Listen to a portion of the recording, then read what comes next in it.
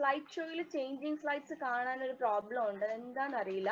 ഞാൻ അല്ലാണ്ടൊന്ന് മാറ്റി നോക്കും. ഇപ്പൊ കാണുന്നുണ്ടോ? ഇപ്പൊ കാണാം മാഡം, ഇപ്പൊ കാണാം. ചേഞ്ചിങ് സ്ലൈഡ്സ് കാണാം മാഡം, കാണാം. സ്ലൈഡ് ഷോയിൽ ഇട്ട ചേഞ്ചിങ് സ്ലൈഡ്സ് കാണുന്നില്ല. ഞാനിപ്പോ ഇങ്ങനെ തന്നെ ചെയ്യട്ടെ? ഓക്കെ മാഡം, ഇതുപോലെ കണ്ടിന്യൂ ചെയ്യാം. ഓക്കെ. സോ കഴിഞ്ഞ ക്ലാസ്സിൽ ഞാൻ നിങ്ങൾക്ക് റിയോ സബ്മിറ്റിന്റെ കുറച്ച് കൺവെൻഷൻസ് എടുത്തിട്ടുണ്ടായിരുന്നു. CBD കൺവെൻഷൻ ഓൺ ബയോളജിക്കൽ ഡൈവേഴ്സിറ്റിയുമായിട്ട് റിലേറ്റ് ചെയ്തിട്ടുള്ള പ്രോട്ടോകോൾസ് പറഞ്ഞിട്ടുണ്ടായിരുന്നു. കാർട്ടജീന പ്രോട്ടോകോളും നഗോയ പ്രോട്ടോകോളും നമ്മൾ അതുവരെ കംപ്ലീറ്റ് ചെയ്തിട്ടുണ്ട്. ഇനി നമുക്ക് UNCCD അല്ലേ സ്റ്റാർട്ട് ചെയ്യേണ്ടത്. ഓക്കെ. സോ UNCCD റിയോ സബ്മിറ്റിൽ സിഗ്നേച്ചർ ഓപ്പൺ ചെയ്ത ഒരു കൺവെൻഷൻ ആയിരുന്നു UNCCD, United Nations convention to combat desertification. അതാണ് UNCCD എന്ന് പറയുന്നത്. ഇതിന്റെ 2019 ഇതിന്റെ ഒരു കോൺഫറൻസ് ഓഫ് COP എന്ന് പറയുന്നത് കോൺഫറൻസ് ഓഫ് പാർട്ടീസ്, അതായത് അവരുടെ ഏറ്റവും ഹൈലി സ്റ്റിയർഡ് കമ്മിറ്റി അല്ലെങ്കിൽ അവരുടെ ഡിസിഷൻ മേക്കിംഗ് ബോഡീസിനെയാണ് നമ്മൾ COP എന്ന് പറയുന്നത്, അതായത് കോൺഫറൻസ് ഓഫ് പാർട്ടീസ്. ഇതിന്റെ 14ാമത്തെ കോൺഫറൻസ് ഓഫ് പാർട്ടീസ് അതായത് 2019 നടന്നത് ന്യൂഡൽഹിയിൽ വെച്ചിട്ടായിരുന്നു, ഇന്ത്യയിൽ വെച്ചിട്ടായിരുന്നു കേട്ടോ. 2020 ഇതിന്റെ തീം എന്ന് പറയുന്നത് ഒന്ന് ഓർത്തിരിക്കുക. ജൂൺ 17 ആണ് ഡെസേർട്ടിഫിക്കേഷൻ ആൻഡ് ഡ്രൗട്ട് ഡേ ആയിട്ട് യുണൈറ്റഡ് നേഷൻസ് സെലിബ്രേറ്റ് ചെയ്യുന്നത്. സോ ജൂൺ 17 ആണ് ഡെസേർട്ടിഫിക്കേഷൻ ആൻഡ് ഡ്രൗട്ട് ഡേ. ഇതിന്റെ ഈ കഴിഞ്ഞ വർഷത്തെ theme food, feed, fibre, sustainable production and consumption. Food, feed, fibre, sustainable production and consumption. ഓർത്തിരിക്കേണ്ടത് ഈ UNCCD എസ്റ്റാബ്ലിഷ്ഡ് ആയ വർഷം 1994 അതുപോലെ തന്നെ ഇതൊരു ലീഗലി ബൈൻഡിങ് ഇന്റർനാഷണൽ അഗ്രിമെന്റ് ആണ്. ഓർത്തിരിക്കുക, it is a legally binding international agreement. എന്തിനു വേണ്ടിയാണ് ഈ ഒരു ബോഡി എന്ന് ചോദിക്കുകയാണെങ്കിൽ it is for the sustainable land management and development. അതായത് ഇപ്പൊ എസ്പെഷ്യലി ഡ്രൈ ഏരിയാസിൽ, humid areas, semi humid areas, dry ഏരിയാസും സെമി ഡ്രൈഡ് ഏരിയാസിലുമായിട്ടുള്ള ഡ്രൈ ലാൻഡ്സിന്റെ പ്രൊട്ടക്ഷന് വേണ്ടിയിട്ടും അവരുടെ സസ്റ്റൈനബിൾ മാനേജ്മെന്റിന് വേണ്ടിയിട്ടുള്ള ഒരു കൺവെൻഷൻ ആണ് UNCCD എന്ന് പറയുന്നത്. റിയോ കോൺഫറൻസിലെ അജണ്ട 21 നമ്മൾ പറഞ്ഞു, അജണ്ട 21 അതുപോലെ തന്നെ ഫോറസ്റ്റ് പ്രിൻസിപ്പിൾസ് പറഞ്ഞിട്ടുണ്ടായിരുന്നു. അതിൽ അജണ്ട 21 നിന്ന് ഡയറക്ട്ലി ഫോം ചെയ്ത ഒരു കൺവെൻഷൻ അല്ലെങ്കിൽ ബോഡിയാണ് UNCCD എന്ന് പറയുന്നത്. ഓക്കെ. 2006 ഈ കൺവെൻഷനെ കുറച്ചും കൂടി പബ്ലിസൈസ് ചെയ്യാൻ വേണ്ടിയിട്ട്, ആളുകളിലേക്ക് കൊണ്ടുവരാൻ വേണ്ടിയിട്ട് ഇങ്ങനെ ഒരു കൺവെൻഷൻ ഉണ്ടെന്നും ഡെസേർട്ടിഫിക്കേഷൻ റിഡ്യൂസ് ചെയ്യാൻ വേണ്ടിയിട്ടാണ് ഇതിന്റെ മെയിൻ എയിം എന്നൊക്കെ ഉള്ളത് ആളുകളിലേക്ക്, സാധാരണ ആളുകളിലേക്ക് എത്തിക്കാനായിട്ട് 2006 United Nations international year of deserts and desertification ആയിട്ട് ഡിക്ലെയർ ചെയ്തിരുന്നു. ഇതിന്റെ മെയിൻ ഫോക്കസ് ചെയ്ത് നമ്മൾ പറഞ്ഞു arid, semi arid and dry sub humid areas. ഇതിനെയാണ് നമ്മൾ ഡ്രൈ ലാൻഡ് എന്ന് പറയുന്നത്. ഇങ്ങനെ വൾണറബിൾ ആയിട്ടുള്ള ഈ ലാൻഡ് ഏരിയാസിലെയും അവിടെ താമസിക്കുന്ന അല്ലെങ്കിൽ ആ ലാൻഡിനെ ഡിപ്പെൻഡ് ചെയ്യുന്ന ആളുകളുടെയും പ്രൊട്ടക്ഷന് വേണ്ടി അല്ലെങ്കിൽ അവരുടെ ഒരു കൺസർവേഷന് വേണ്ടിയിട്ടാണ് മെയിൻ ആയിട്ട് ഇത് ഫോക്കസ് ചെയ്യുന്നത്. ഇന്ത്യയിൽ ഈ UNCCD കൺട്രോളിംഗ് പവർ എന്ന് പറയുന്നത് ministry of environment, forest and climate change ആണ് അണ്ടർ നോഡൽ കൺട്രോളിംഗ് മിനിസ്ട്രി ആയിട്ട് എക്സിസ്റ്റ് ചെയ്യുന്നത്. ഓർത്തിരിക്കേണ്ടത് UNCCD 2019 കോൺഫറൻസ് ഓഫ് പാർട്ടീസ് നടന്നത് ന്യൂഡൽഹിയിൽ വെച്ചിട്ടാണ്, ഗ്രേറ്റർ നോയിഡയിൽ വെച്ചിട്ടാണ്. ആദ്യമായിട്ടാണ് ഇന്ത്യ ഒരു UNCCD ഒരു എഡിഷൻ ഹോസ്റ്റ് ചെയ്യുന്നത്, അല്ലെങ്കിൽ UNCCD മീറ്റിംഗ് ആദ്യമായിട്ടാണ് ഇന്ത്യ ഹോസ്റ്റ് ചെയ്യുന്നത് 2019. ആ 2019 തീമായിരുന്നു റിസ്റ്റോർ ലാൻഡ് സസ്റ്റെയിൻ ഫ്യൂച്ചർ. 2020 നമ്മൾ പറഞ്ഞു ഫുഡ്, ഫീഡ്, ഫൈബർ എന്നുള്ളതാണ്. 2019 ഇന്ത്യയിൽ വെച്ച് നടന്നത് റിസ്റ്റോർ ലാൻഡ് സസ്റ്റെയിൻ ഫ്യൂച്ചർ എന്ന തീമിലാണ്. ഓക്കെ.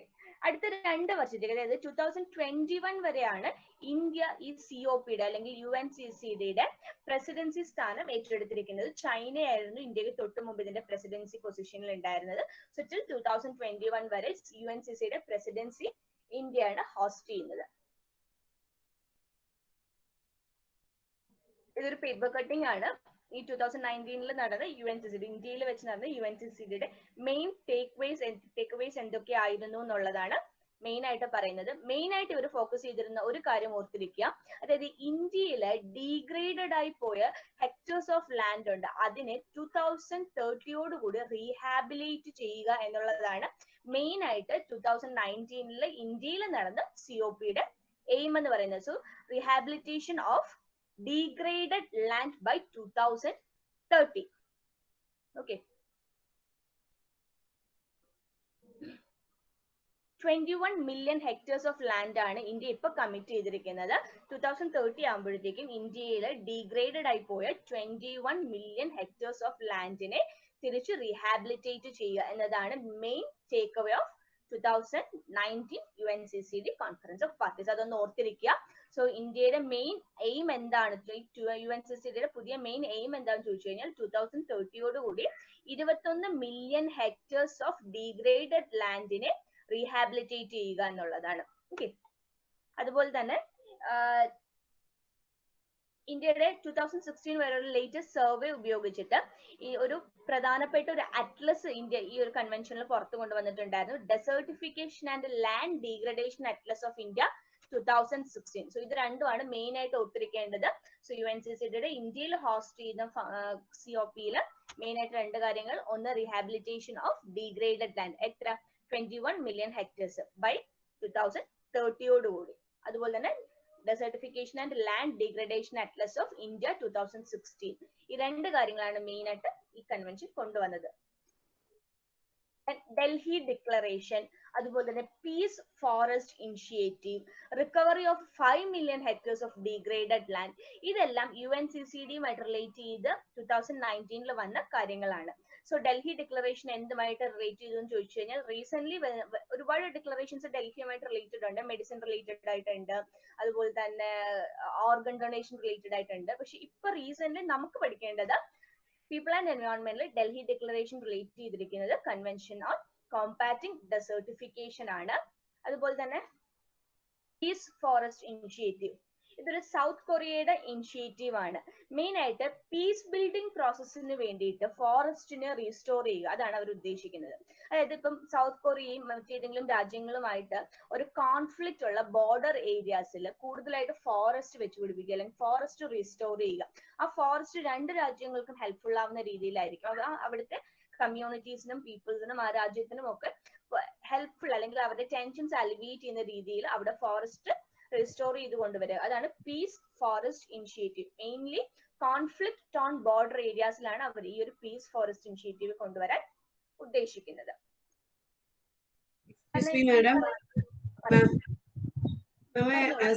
സ്ലൈഡ് ഇത്തിരി നമുക്കൊന്ന് റീഡ് ചെയ്യാൻ പാകത്തിന് സ്ലോ ആക്കാം. പറയുമ്പോ എഴുതാനും സ്ലൈഡിലോട്ട് നോക്കാനും കൂടി ടൈം കിട്ടുന്നില്ല. ഓക്കെ, അങ്ങനെയാണെങ്കിൽ ഞാൻ കുറച്ചു നേരം അത് എക്സ്റ്റ് ചെയ്ത് തന്നെ പോവാം. Okay madam, thank you. എവിടെ തൊട്ടാ വേണ്ടത് നിങ്ങൾക്ക് ഇപ്പോ സ്ലൈഡ്? ഇപ്പൊ ഇനി ഇങ്ങനെ കണ്ടിന്യൂ ചെയ്യാം മാഡം. ഇനിയിപ്പം നെക്സ്റ്റ് മുതല് നെക്സ്റ്റ് തൊട്ട് തുടങ്ങാം. Okay. So peace forest initiative ഓർത്തിരിക്കുക, ആരുടെയാണ്? സൗത്ത് കൊറിയയുടെയാണ്. മെയിൻ പ്രോസസ് എന്ന് പറയുന്നത് ഉദ്ദേശിക്കുന്നത് റിസ്റ്റോറേഷൻ ഓഫ് പീസ് ആണ്. അതിന് വേണ്ടിയിട്ട് ഫോറസ്റ്റ് റീസ്റ്റോർ ചെയ്ത് കൊണ്ടുവരിക. എവിടെ? കോൺഫ്ലിക്റ്റ് ഓൺ ബോർഡർ ഏരിയാസിൽ. കാരണം ഈ കോൺഫ്ലിക്റ്റ് നടക്കുന്ന ഏരിയാസിൽ കെമിക്കൽസിന്റെ ഒരുപാട് പ്രസൻസ് ഉണ്ടാവാം. സോ കാര്യം അവിടെ വെടിവയ്പ്പും ബോംബിങ്ങും ഒക്കെ ഉണ്ടാവാം, ഇല്ലേ? സോ അവിടുത്തെ ആ ഒരു ഡീഗ്രേഡഡ് ആയിട്ടുള്ള ലാൻഡിനെ തിരിച്ച് റീസ്റ്റോർ ചെയ്ത് കൊണ്ടുവരിക, ആ ഒരു ഉദ്ദേശത്തോടു കൂടിയാണ് അവർ ആ ഒരു പീസ് ഫോറസ്റ്റ് ഇനിഷ്യേറ്റീവ് കൊണ്ടുവന്നിരിക്കുന്നത്. നെക്സ്റ്റ് UNFCCC നമ്മൾ പഠിച്ചു. റിയോ സബ്മിറ്റിന്റെ മറ്റു ഓപ്പൺ സിഗ്നേച്ചർ ആയിട്ട് വന്ന കൺവെൻഷൻ ആണ് United Nations convention for climate change കോമ്പാക്റ്റിന് വേണ്ടിയിട്ട് വന്നതാണ് UNFCCC എന്ന് പറയുന്നത്. 1992 ഇതിന്റെയും ഓപ്പൺ ചെയ്തിരിക്കുന്നത്. ഇത് 197 കൺട്രീസ്, അതായത് 196 പ്ലസ് യൂറോപ്യൻ യൂണിയൻ ഇപ്പൊ എക്സിസ്റ്റിംഗ് അല്ല. സോ അന്നത്തെ 196 പ്ലസ് യൂറോപ്യൻ യൂണിയൻ കൺട്രീസ് ഇത് കംപ്ലീറ്റ് ആയിട്ട് സൈൻ ചെയ്ത് 1994 ഓൺവേർഡ്സ് ആണ് ഇത് കംപ്ലീറ്റ്ലി ഫങ്ഷനിങ് ആവാൻ തുടങ്ങിയത്. ഓക്കെ. ഇതിന്റെ മെയിൻ എയിം എന്താണെന്ന് വെച്ചാൽ UNFCCCയുടെ മെയിൻ എയിം എന്താണെന്ന് വെച്ച് കഴിഞ്ഞാൽ to set binding limits on the amount of greenhouse gases that can be produced by any country. ഏതൊരു രാജ്യവും പ്രൊഡ്യൂസ് ചെയ്യുന്ന ഗ്രീൻ ഹൗസ് ഗ്യാസിന്റെ എമൗണ്ട്സ് ക്ലൈമറ്റ് ചേഞ്ചിനെ ഓവർവെൽമിംഗ് ആയിട്ട് കൺസേൺഡ് ആവാത്ത രീതിയിൽ, അല്ലെങ്കിൽ ഒരു ബൈൻഡിങ് ലിമിറ്റ്സ് സെറ്റ് ചെയ്യുക. ഇതാണ് മെയിൻ ആയിട്ട് UNFCCC കൊണ്ട് ഉദ്ദേശിക്കുന്ന എയിം എന്ന് പറയുന്നത്. സോ ഗ്രീൻ ഹൗസ് ഗ്യാസ് എമിഷൻസിന്റെ ബൈൻഡിങ് ലിമിറ്റ്സ് സെറ്റ് ചെയ്യുക, അതിന് വേണ്ടിയിട്ട് ട്രീറ്റീസ് കൊണ്ടുവരാം, പ്രോട്ടോകോൾസ് കൊണ്ടുവരാം. ഇതിനൊക്കെ വേണ്ടിയിട്ടാണ് UNFCCC. UNFCCCയുടെ അണ്ടറിലുള്ള one of the main protocols അല്ലെങ്കിൽ ട്രീറ്റി ആണ് പാരീസ് എഗ്രിമെന്റ്. സോ UNFCC ഓർത്തിരിക്കേണ്ടത് 1992 റിയോ സബ്മിറ്റിൽ വന്നതാണ് UNFCC. യുണൈറ്റഡ് നേഷൻസിന്റെ അണ്ടറിലാണ് UNFCC വർക്ക് ചെയ്യുന്നത്. ഇത് കംപ്ലീറ്റ്ലി ഫോഴ്സ് അല്ലെങ്കിൽ കെയിം ഇൻ ടു ഫോഴ്സ് എന്ന് പറയുന്നത് 1994 ഓൾമോസ്റ്റ് ഓൾ കൺട്രീസ് ഇത് റാറ്റിഫൈ ചെയ്തിട്ടുണ്ട്. Then ഇതിന്റെ മെയിൻ എയിം എന്താന്ന് വെച്ചാൽ ഗ്രീൻ ഹൗസ് ഗ്യാസ് എമിഷൻസിന് ഒരു ബൈൻഡിങ് ലിമിറ്റ് സെറ്റ് ചെയ്യുക. അതിനു വേണ്ടിയിട്ട് ആവശ്യമായ ട്രീറ്റീസും പ്രോട്ടോകോൾസും ഫ്രെയിം ചെയ്യുക. ഇതാണ് മെയിൻ ആയിട്ടുള്ള UNFCCയുടെ എയിംസ്.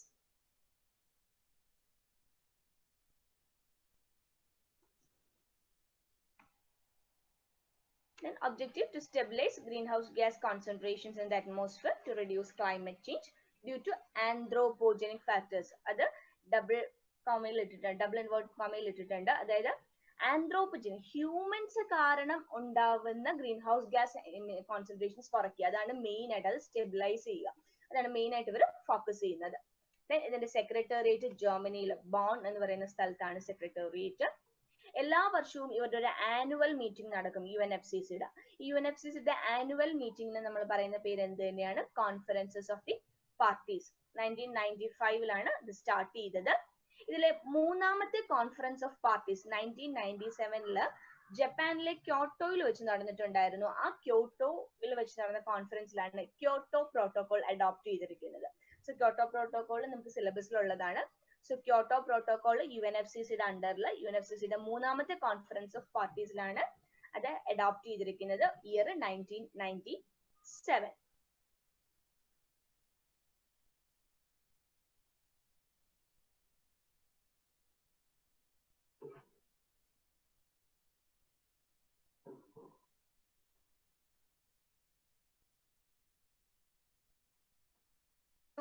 ക്യോട്ടോ പ്രോട്ടോകോളിൽ ഒരു കാര്യം കൂടെ ഓർത്തിരിക്കുക, green house gas emission reduction ആണ് ഇതിന്റെ മെയിൻ എയിം എന്ന് പറയുന്നത്. Main aim of Kyoto protocol എന്ന് പറയുന്നത് green house gas emission reduction ആണ്.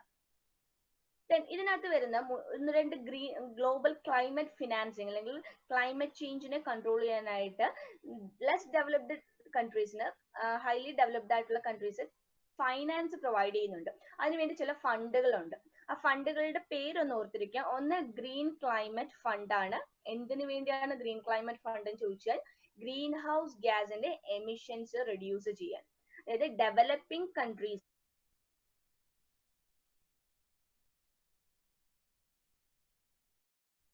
ക്ലൈമറ്റ് ചേഞ്ചിന്റെ നെഗറ്റീവ് എഫക്ട്സിൽ നിന്ന് പ്രൊട്ടക്ട് ചെയ്യുക. അതിന് വേണ്ടിയിട്ടുള്ള ഫണ്ടാണ് ഗ്രീൻ ക്ലൈമറ്റ് ഫണ്ട്. ഇത് മെയിൻ ആയിട്ട് പ്രൊവൈഡ് ചെയ്യുന്നത് ഡെവലപ്ഡ് കൺട്രീസ് ആണ്. കൊടുക്കുന്നത് ഡെവലപ്പിംഗ് കൺട്രീസിനും വൾണറബിൾ കമ്മ്യൂണിറ്റീസ് ആൻഡ് സൊസൈറ്റീസിനുമാണ് കൊടുക്കുന്നത്. സോ ഗ്രീൻ ക്ലൈമറ്റ് ഫണ്ട് എന്തിനു വേണ്ടിയാണ്? Green house gas emission reduce ചെയ്യാൻ വേണ്ടി, അതിന്റെ ഒരു ലിമിറ്റ് സെറ്റ് ചെയ്യാൻ വേണ്ടിയിട്ടുള്ളതാണ്. മെയിൻലി ഇത് കൊടുക്കുന്നത് ഡെവലപ്പിംഗ് കൺട്രീസിനും വൾണറബിൾ സൊസൈറ്റീസ് ആൻഡ് കമ്മ്യൂണിറ്റീസിനാണ്. കൊടുക്കുന്നത് ഡെവലപ്ഡ് കൺട്രീസ് ആണ്. അതുപോലെ അഡാപ്റ്റേഷൻ ഫണ്ട് ഇമ്പോർട്ടന്റ് ആണ്. അഡാപ്റ്റേഷൻ ഫണ്ട് ക്യോട്ടോ പ്രോട്ടോകോളിന്റെ അണ്ടറിൽ വന്ന ഫണ്ടാണ് അഡാപ്റ്റേഷൻ ഫണ്ട് എന്ന് പറയുന്നത്. ക്ലൈമറ്റ് അഡാപ്റ്റേഷനും അതിന്റെ റെസീലിയൻസ് ആക്ടിവിറ്റീസ്, റെസീലിയൻസ് എന്ന് പറഞ്ഞാൽ ഒരു തവണ നശിച്ചു പോയിട്ട് വീണ്ടും നമ്മൾ അത് മേക്ക് ഓവർ ചെയ്ത് അതിലേക്ക് തിരിച്ചു വന്ന് അതിനെ ഒരു സ്റ്റെബിലൈസ്ഡ് ആയിട്ട് കൊണ്ടുപോകുന്നതാണ് റെസീലിയൻസ് ആക്ടിവിറ്റീസ് എന്ന് പറയുന്നത്. Okay, so climate adaptation and റെസീലിയൻസിന് വേണ്ടി ക്യോട്ടോ പ്രോട്ടോകോളിന്റെ അണ്ടറിലുള്ള ഫണ്ടാണ് അഡാപ്റ്റേഷൻ ഫണ്ട്.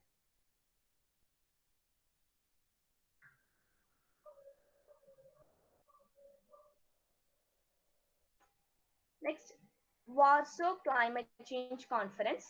ഇതിനകത്ത് ഓർത്തിരിക്കേണ്ടത് ചോദിച്ചിട്ടുള്ളതാണ്. വാർസോ എന്ന് പറയുന്നത് പോളണ്ടിന്റെ ക്യാപിറ്റൽ ആണ്. 2013 UNFCCയുടെ മീറ്റിംഗ് നടന്നത് പോളണ്ടില് വാർസോയിൽ വെച്ചിട്ടാണ്. അതിന് COP19 എന്നാണ് പറയുന്നത്. ഈ കോൺഫറൻസിൽ വന്ന ഒരു ഇമ്പോർട്ടന്റ് ടെർമിനോളജി ആണ് intended nationally determined contributions. INDC എന്ന് നമ്മൾ ചുരുക്കത്തിൽ പറയും. INDC, intended nationally determined contributions. അതായത് ബൈ 2015 ഫസ്റ്റ് ക്വാർട്ടറോട് കൂടി എല്ലാ സ്റ്റേറ്റ്സും, ആ നമ്മൾ ഈ പറഞ്ഞ UNFCCയിൽ സൈൻ ചെയ്തിരിക്കുന്ന അഗ്രിമെന്റിൽ സൈൻ ചെയ്തിരിക്കുന്ന എല്ലാ രാജ്യങ്ങളും അവരുടെ എമിഷൻസ് കുറയ്ക്കണം. അതാണ് മെയിൻ ആയിട്ട് അവർ ഇന്റൻഡഡ് നാഷണലി ഡിറ്റർമിൻഡ് കോൺട്രിബ്യൂഷൻസ് കൊണ്ട് ഉദ്ദേശിച്ചിരിക്കുന്നത്. COP21 പാരീസിൽ വെച്ചിട്ട് നടന്നതാണ്. COP21 ഇതിന് ഏറ്റവും ഇമ്പോർട്ടന്റ് ആണ്. പാരീസ് എഗ്രിമെന്റ് എന്ന് നമ്മൾ ഇതിനെ പറയുന്നുണ്ട്. മെയിൻ ആയിട്ട് ഈ Paris agreement sorry, Paris agreement ഉദ്ദേശിച്ചിരിക്കുന്നത് ഗ്ലോബൽ ടെമ്പറേച്ചർ 2 ഡിഗ്രി സെൽഷ്യസ്, അതായത് പ്രീ ഇൻഡസ്ട്രിയൽ ലെവലിൽ എത്രയായിരുന്നു ടെമ്പറേച്ചർ, അതിൽ നിന്ന് 2 degree Celsius below, well below 2 degree Celsius, ഏറ്റവും മാക്സിമം 2 ഡിഗ്രി സെൽഷ്യസിന് താഴെ കൊണ്ടെത്തിക്കുക. പറ്റുമെങ്കിൽ അത് 1.5 ഡിഗ്രി സെൽഷ്യസ് മാക്സിമം ലിമിറ്റിലേക്ക് കൊണ്ടെത്തിക്കുക. ഇതാണ് ഫസ്റ്റ് എയിം എന്ന് പറയുന്നത്, to keep global temperatures well below 2 degree Celsius above pre industrial times and endeavor to limit them even more to 1.5 degrees Celsius. ഇതിനു വേണ്ടി ക്ലൈമറ്റ് ഫിനാൻസ് പ്രൊവൈഡ് ചെയ്യാൻ അവർ ഒരു സജഷൻ പറഞ്ഞിട്ടുണ്ട്. ആ climate finance rich countries poor കൺട്രീസിനായിരിക്കണം കൊടുക്കേണ്ടത്. കാരണം USA, Canada, Russia അതുപോലുള്ള റിച്ച് കൺട്രീസ് അവരുടെ ഇക്കണോമിക് ഡെവലപ്മെന്റിന് വേണ്ടിയിട്ടും ഇൻഡസ്ട്രിയൽ ഡെവലപ്മെന്റിന് വേണ്ടിയിട്ടും പുറത്തേക്ക് വിട്ട ഗ്രീൻ ഹൗസ് ഗ്യാസ് എമിഷൻസിന്റെ ആഫ്റ്റർ എഫക്ട് കൂടുതലായിട്ട് അനുഭവിക്കേണ്ടി വരുന്നത് ഈ പറയുന്ന പുവർ നേഷൻസ് ആണ്. അവർക്ക് അതിനെ അഡാപ്റ്റ് ചെയ്യാനുള്ള കേപ്പബിലിറ്റി ഇല്ല, ഫിനാൻസ് ഇല്ല, റിസോഴ്സസ് ഇല്ല, എക്കണോമിക് കണ്ടീഷൻസ് ഇല്ല, ഹെൽത്ത് കണ്ടീഷൻസ് ഇല്ല. സോ ഇതിനെല്ലാം അവർക്ക് എന്ത് വേണം, പുറത്തുനിന്നുള്ള ഒരു ഹെൽപ്പ് വേണം. അപ്പൊ അതിന് റെസ്പോൺസിബിൾ ആയിട്ടുള്ള റിച്ച് കൺട്രീസ് പുവർ നേഷൻസിനെ ഹെൽപ്പ് ചെയ്യുക, അതിനുവേണ്ടി ക്ലൈമറ്റ് ഫിനാൻസ് പ്രൊവൈഡ് ചെയ്യുക. $100 billion a year എന്നുള്ള രീതിയിൽ 2020 ഓൺവേർഡ്സ് $100 billion a year എന്നുള്ള രീതിയിലായിരുന്നു റിച്ച് നേഷൻസ് ഫണ്ടിങ് നടത്തേണ്ടത്. അതിനൊരു വലിയ എക്സാമ്പിൾ ആണ് how the poor nations get affected by the causes that has been caused by the rich nations. ഈ പറയുന്ന സെക്കൻഡ് വേൾഡ് വാറിന്റെ സമയത്ത് USA അവരുടെ ന്യൂക്ലിയർ ബോംബ് അതിന്റെ നിർമ്മാണത്തിന് വേണ്ടി ഉപയോഗിച്ച പലതരം ന്യൂക്ലിയർ റിയാക്റ്റീവ് മെറ്റീരിയൽസ്, അതുപോലെ തന്നെ അതിന്റെ എക്സ്പെരിമെന്റ്സ് വേണ്ടി ഉപയോഗിച്ചത്, ഇതെല്ലാം അവർ കൊണ്ടുവന്ന് ഡംപ് ചെയ്തിരിക്കുന്നത് ഒരു പസഫിക് ഓഷ്യൻ ഐലൻഡ് ആയ മാർഷൽ ഐലൻഡ്സിലാണ്. ഈ മാർഷൽ ഐലൻഡ്സിലെ റൊണെറ്റ് എന്ന് പറയുന്ന ഒരു ഐലൻഡിൽ, റൊണെറ്റ് ഡോം എന്ന് നമ്മൾ അറിയപ്പെടുന്ന ഐലൻഡിലാണ് ഈ ഒരു ന്യൂക്ലിയർ കോഫിൻ നിലനിൽക്കുന്നത്. ഇതിനുള്ളിൽ അവരുടെ ആ സെക്കൻഡ് വേൾഡ് വാർ സമയത്ത് ഉപയോഗിച്ച എല്ലാത്തരം ന്യൂക്ലിയർ മെറ്റീരിയൽസും വേസ്റ്റും എല്ലാം അവർ കൊണ്ടുവന്ന് ഡിസ്പോസ് ചെയ്തിരിക്കുകയാണ്. ഇപ്പോഴത്തെ പ്രശ്നം എന്താന്ന് പറഞ്ഞു കഴിഞ്ഞാൽ സീ ലെവൽ റൈസ് ചെയ്യുന്നതിനനുസരിച്ച് ഈ ന്യൂക്ലിയർ കഫിനുള്ളിലേക്ക് സീ വാട്ടർ കയറുകയും സീ വാട്ടർ ഈ ന്യൂക്ലിയർ വേസ്റ്റുമായിട്ട് മിക്സപ്പ് ചെയ്യുകയും തിരിച്ചത് കടലിലേക്ക് പോവുകയും അത് എൻറ്റയർ വേൾഡിലേക്ക് സർക്കുലേറ്റ് ചെയ്യാൻ പൊട്ടൻഷ്യൽ ഉള്ള രീതിയിൽ പൊയ്ക്കൊണ്ടിരിക്കുകയാണ്. സോ ഇതിനെ കൺട്രോൾ ചെയ്യണമെങ്കിൽ അതിനാവശ്യമായിട്ടുള്ള ഫിനാൻസ് വേണം, അതിനെ വീണ്ടും റീകൺസ്ട്രക്ട് ചെയ്യണം. സോ ഇതിനൊന്നുമുള്ള എക്കണോമിക് കണ്ടീഷൻസ് മാർഷൽ ഐലൻഡ്സിൽ ഇല്ല. But US is not ready to take the obligations to do that. അവർ സമ്മതിക്കുന്നില്ല, ഞങ്ങൾ കൊണ്ട് ഇട്ടതാണെന്നോ അല്ലെങ്കിൽ അതിനു വേണ്ടിയിട്ട് ഞങ്ങൾ ചെയ്യുമെന്നുള്ളത് അവർ ചെയ്യുന്നില്ല. സോ ഒരു വലിയൊരു എക്സാമ്പിൾ ആണ് how the poor nations get affected by the activities of rich nations. COP24 കറ്റവോയ്സിൽ വെച്ചിട്ടാണ് നടന്നത്. COP24 ഈ COP24ലാണ് Paris rule book operationalise, Paris എഗ്രിമെന്റിന്റെ സമയത്ത് തന്നെ ഒരു പാരീസ് റൂൾ ബുക്ക് എന്ന് പറഞ്ഞ ഒരു സംഭവം വന്നിട്ടുണ്ടായിരുന്നു. അത് ഫൈനലൈസ് ചെയ്ത് ഫങ്ഷൻ ചെയ്യാൻ തുടങ്ങിയത് COP24 കറ്റവോയ്സിൽ വെച്ചിട്ട് ആയിരുന്നു. 2019 COP24 നടന്നത്. അതായത് ഈ പാരീസ് റൂൾ ബുക്കിനകത്ത് എന്തൊക്കെയാ പറയുന്നത് വെച്ച് കഴിഞ്ഞാൽ ഓരോ രാജ്യങ്ങളും അവരുടെ ഗ്രീൻ ഹൗസ് ഗ്യാസ് എമിഷൻസിന്റെ റിപ്പോർട്ട്, ക്ലൈമറ്റ് ഫിനാൻസിന് വേണ്ടി എന്തൊക്കെ കാര്യങ്ങൾ കോൺട്രിബ്യൂട്ട് ചെയ്തു, അത് വോളണ്ടറി ആയിട്ട് മാർക്കറ്റ് മെക്കാനിസംസ് അപ്ലൈ ചെയ്യുന്നുണ്ടോ, കാർബൺ ട്രേഡിംഗ് നടത്തുന്നുണ്ടോ, ഇങ്ങനെയുള്ള കാര്യങ്ങളെ കുറിച്ചൊക്കെയാണ് പാരീസ് റൂൾ ബുക്കിൽ മെയിൻ ആയിട്ട് പറയുന്നത് അല്ലെങ്കിൽ കവർ ചെയ്യുന്ന കാര്യങ്ങൾ.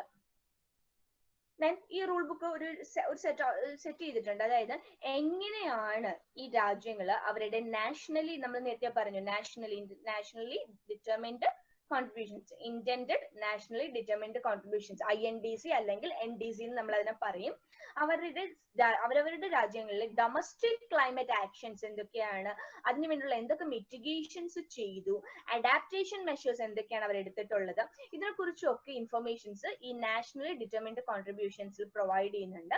അതിനു വേണ്ടിയിട്ടുള്ള കാര്യങ്ങളെല്ലാം ഈ പാരീസ് റൂൾ ബുക്കിലാണ് സെറ്റ് ചെയ്ത് വെച്ചിരിക്കുന്നത്.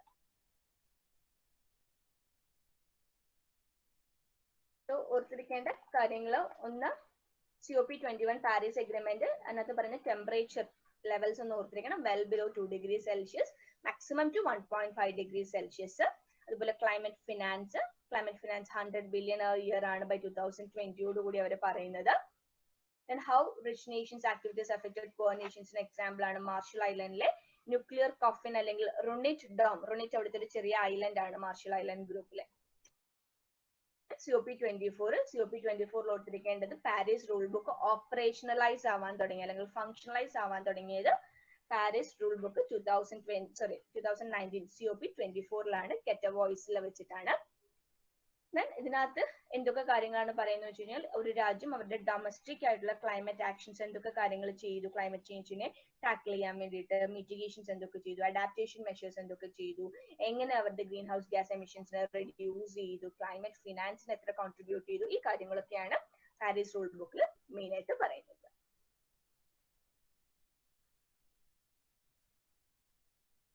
ഈ പാരീസ് റൂൾ ബുക്കിന്റെ മെയിൻ എയിം എന്താന്ന് വെച്ച് കഴിഞ്ഞാൽ 2020 കൂടി പാരീസ് എഗ്രിമെന്റിനെ എഫക്റ്റീവ് ആയിട്ട് വർക്ക്ഔട്ട് ചെയ്യിക്കുക, അതുപോലെ തന്നെ 1997 ക്യോട്ടോ പ്രോട്ടോകോളിനെ റീപ്ലേസ് ചെയ്യുക. ഇതായിരുന്നു പ്രൈം ഒബ്ജക്റ്റീവ് എന്ന് പറഞ്ഞത്. പക്ഷെ ഇതുവരെ അത് ഫോഴ്സിൽ വന്നിട്ടുണ്ടെങ്കിൽ അതിന്റെ ആക്ടിവിറ്റീസ് മെയിൻ ആയിട്ടൊന്നും നടന്നിട്ടില്ല. Okay, Katowice പോളണ്ടിലാണ്.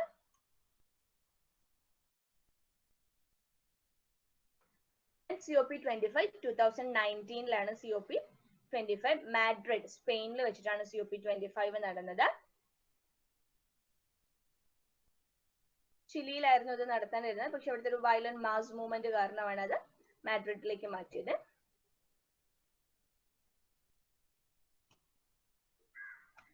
Carbon market എന്ന് പറയുന്ന ഒരു ഇഷ്യൂ അല്ലെങ്കിൽ കാർബൺ മാർക്കറ്റ് എന്ന് പറയുന്ന ഒരു ഇത് വന്നത് ഈ മാഡ്രിഡ് കോൺഫറൻസ് അല്ലെങ്കിൽ COP25 വെച്ചിട്ടാണ്. അത് ക്യോട്ടോ പ്രോട്ടോകോളിൽ തന്നെ ഈ കാർബൺ മാർക്കറ്റ് എന്ന് പറയുന്ന ഒരു കാര്യം എക്സിസ്റ്റ് ചെയ്തിരുന്നു, പക്ഷെ എഫിഷ്യന്റ്ലി വർക്കിംഗ് ആയിരുന്നില്ല അത്. സോ അതുകൊണ്ട് തന്നെ പാരീസ് എഗ്രിമെന്റോട് കൂടി ആ ക്യോട്ടോ പ്രോട്ടോകോളിനെ റീപ്ലേസ് ചെയ്ത് കാർബൺ മാർക്കറ്റിന് കുറച്ചും കൂടെ പൊട്ടൻഷ്യൽ ആയിട്ട് ഡെലിവർ ചെയ്യുക, അതായിരുന്നു COP25 മെയിൻ ആയിട്ടുള്ള ഉദ്ദേശം. സോ കാർബൺ മാർക്കറ്റ് ക്യോട്ടോ പ്രോട്ടോകോളിൽ ഉണ്ടായിരുന്നു എന്നുള്ളത് ഓർക്കുക. കാർബൺ മാർക്കറ്റ് കാർബൺ ട്രേഡിങ്ങിന് വേണ്ടി, അതായത് ഇപ്പോൾ ഒരു റിച്ച് നേഷന് അവരുടെ ഡെവലപ്മെന്റിനും ഇൻഡസ്ട്രിയൽ ഡെവലപ്മെന്റിനും വേണ്ടി കൂടുതൽ കാർബൺ പ്രൊഡ്യൂസ് ചെയ്യുന്നു. അതിൽ എക്സസ് ആവുന്ന കാർബൺ വേറൊരു രാജ്യത്തേക്ക്, ഇപ്പോൾ കാർബൺ കുറവ് പ്രൊഡ്യൂസ് ചെയ്യുന്ന ഒരു രാജ്യത്തേക്ക് കയറ്റി അയച്ച് അവരെ ബാലൻസ് ടാക്കിൾ ചെയ്യുന്നു. അതിനെയാണ് കാർബൺ മാർക്കറ്റ് കൊണ്ട് ഉദ്ദേശിക്കുന്നത്. Okay, so carbon market Kyoto പ്രോട്ടോകോളിന് അണ്ടറിലുണ്ട്. അതിനെ റീപ്ലേസ് ചെയ്തുകൊണ്ട് 2020 പാരീസ് എഗ്രിമെന്റ് വന്നിരിക്കുന്നത്. കാർബൺ മാർക്കറ്റിനെ കുറിച്ച് കൂടുതലായിട്ട് ചർച്ച ചെയ്യപ്പെട്ട കോൺഫറൻസ് ആണ് COP25 മാഡ്രിഡ് സ്പെയിനിൽ വെച്ചിട്ട് നടന്നത്.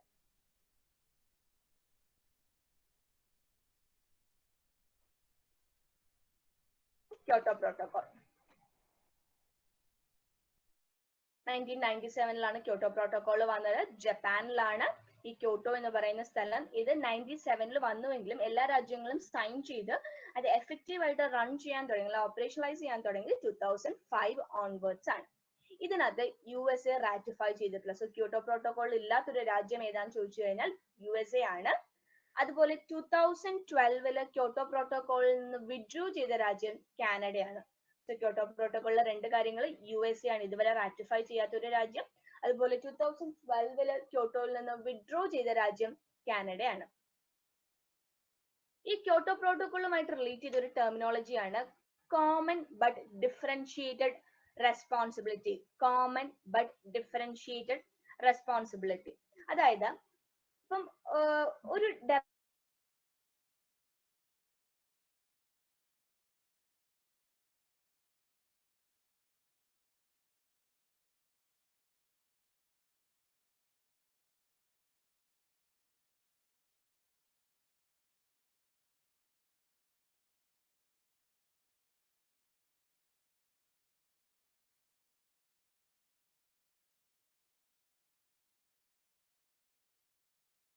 ഡിഫറെന്റ് ആയിരിക്കും എമൗണ്ട് എന്ന് പറയുന്നത്. അതിനെയാണ് കോമൺ ബട്ട് ഡിഫറൻഷിയേറ്റഡ് റെസ്പോൺസിബിലിറ്റി എന്ന് പറയുന്നത്.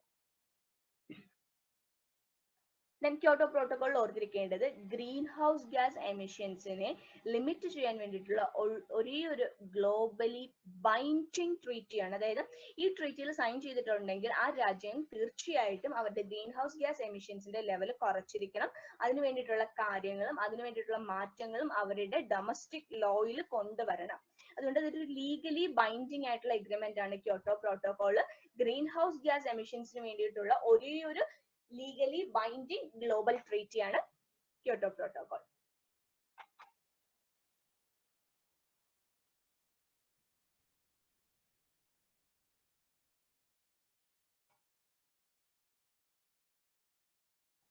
ഇത് ഡീറ്റെയിൽഡ് ആയിട്ടുള്ള ഇംപ്ലിമെന്റേഷൻ റൂൾസ്, ക്യോട്ടോ പ്രോട്ടോകോളിന്റെ ഡീറ്റെയിൽഡ് ഇംപ്ലിമെന്റേഷൻ റൂൾസ് അഡോപ്റ്റ് ചെയ്തത് മരക്കേഷ് എന്ന് പറയുന്ന സ്ഥലത്ത് വെച്ചിട്ടാണ്. മൊറോക്കോയിലെ മരക്കേഷ് എന്ന് പറയുന്ന സ്ഥലത്ത് COP7 അവരുടെയും ആനുവൽ മീറ്റിംഗിന് കോൺഫറൻസ് ഓഫ് പാർട്ടീസ് മീറ്റിംഗ് എന്നാണ് അറിയപ്പെടുന്നത്. ക്യോട്ടോ പ്രോട്ടോകോളിന് 2 ഫേസ് ഉണ്ടെന്ന് ഓർത്തിരിക്കുക. phase 1 phase 2. phase 1ന്റെ കാലയളവും phase 2ന്റെ കാലയളവും ഓർത്തിരിക്കുക. phase 1 2005 to 12 വരെയാണ്. phase 2 2013 മുതൽ 2020 വരെയാണ്.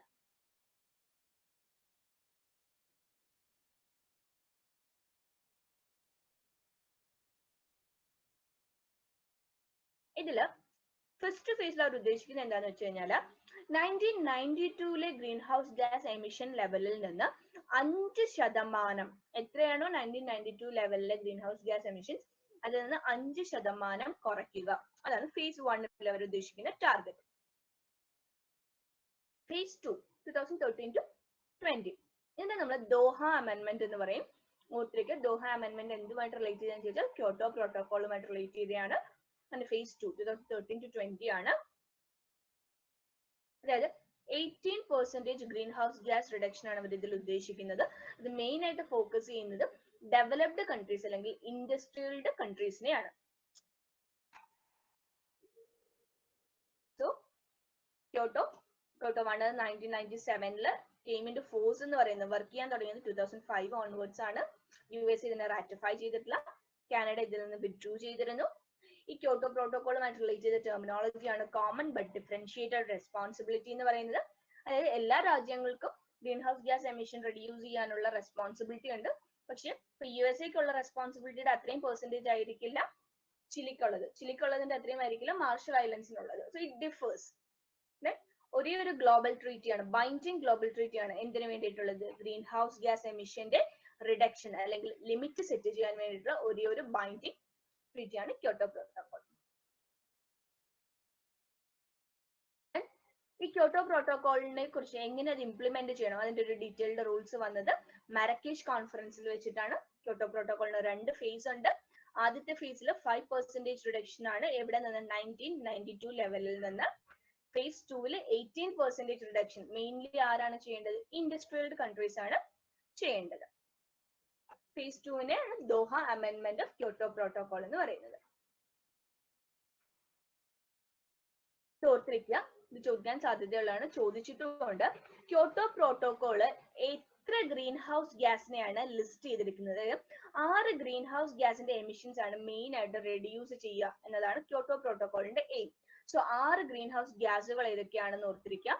Carbon dioxide, methane, nitrous oxide, hydrofluorocarbons, perfluorocarbons,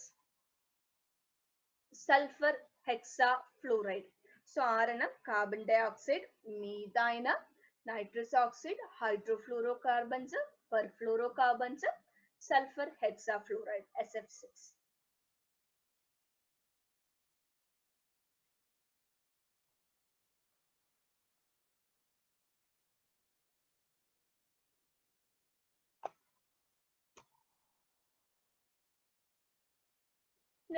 Kyoto protocol രാജ്യങ്ങളെ അനക്സ് 1, അനക്സ് 2, അതുപോലെ തന്നെ annexe B, non annexe 1, LDCs അങ്ങനെ കുറച്ച് കാറ്റഗറീസ് ആയിട്ട് ഡിഫറൻഷിയേറ്റ് ചെയ്തിട്ടുണ്ട്. ഇതിൽ അനക്സ് 1 വരുന്ന ഡെവലപ്ഡ് കൺട്രീസ്, അതുപോലെ തന്നെ അതായത് USA, UK, റഷ്യ, അതുപോലെ തന്നെ ഉക്രൈൻ, ടർക്കി, ചില ഈസ്റ്റേൺ യൂറോപ്യൻ കൺട്രീസ് ഒക്കെ അനക്സ് 1 വരുന്നത്.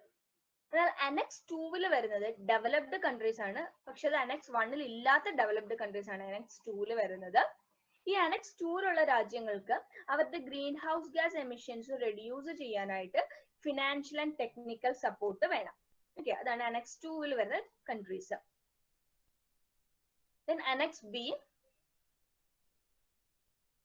അനക്സ് ബി എന്ന് പറയുന്നത് ഈ ഡെവലപ്ഡ് കൺട്രീസ് തന്നെയാണ്. പക്ഷെ അവര് സെക്കൻഡ് റൗണ്ട് അല്ലെങ്കിൽ first or second round emission targets follow ചെയ്യുന്ന കൺട്രീസ് ആയിരിക്കും. അത് ഇത്ര ഇമ്പോർട്ടന്റ് ആയിട്ട് പഠിക്കേണ്ടത്. ഇത് ഓർത്തിരിക്കുക, അനക്സ് 1ഉം അനക്സ് 2ഉം. ഓക്കെ, നോൺ അനക്സ് 1ഉം കൂടെ ഓർത്തിരിക്കുക. നോൺ അനക്സ് 1 എന്ന് പറയുന്നത് ലോ ഇൻകം ഡെവലപ്പിംഗ് കൺട്രീസ് ആണ്. ഇവർക്ക് ബൈൻഡിങ് ടാർഗറ്റ്സ് ഇല്ല. ഇവരെ കൊണ്ട് കുറയ്ക്കാൻ പറ്റുന്നത് എത്രയാണോ അത്രയും കുറയ്ക്കുക, അതാണ് പറയുന്നത്. അവർക്ക് ഇത്ര ലിമിറ്റ് എന്ന് പറയുന്ന ഒരു സെറ്റ് ഇല്ല ഈ നോൺ അനക്സ് 1. എന്ന് പറയുന്നത്. അതുപോലെ തന്നെ ലീസ്റ്റ് ഡെവലപ്ഡ് കൺട്രീസ് LDCസിനും അങ്ങനെ ഒരു ബൈൻഡിങ് ടാർഗറ്റ് ഇല്ല. അവരെ കൊണ്ട് എത്രയാണോ ചെയ്യാൻ പറ്റുന്നത് അത്രയും ചെയ്യുക. പക്ഷെ ഈ അനെക്സ് ബിയിലുള്ളതിനും അതുപോലെ തന്നെ അനെക്സ് 2, അനെക്സ് 1 ഇതിൽ ഇത്രയും വരുന്നതിന് എന്താണ് കമ്പൽസറി ബൈൻഡിങ് ടാർഗറ്റ്സ് ഉണ്ടാവും.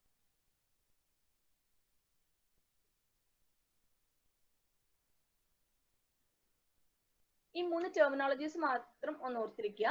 ക്യോട്ടോ പ്രോട്ടോകോളിൽ സൈൻ ചെയ്തിട്ടുള്ള രാജ്യങ്ങൾക്ക് 3 മാർക്കറ്റ് ബേസ്ഡ് മെക്കാനിസംസ് ഉണ്ട് green house gas emissions reduce ചെയ്യാനായിട്ട്.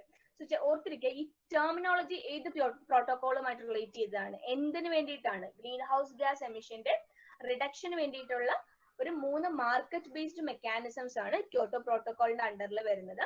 ഒന്ന് international emissions trading, international emissions trading,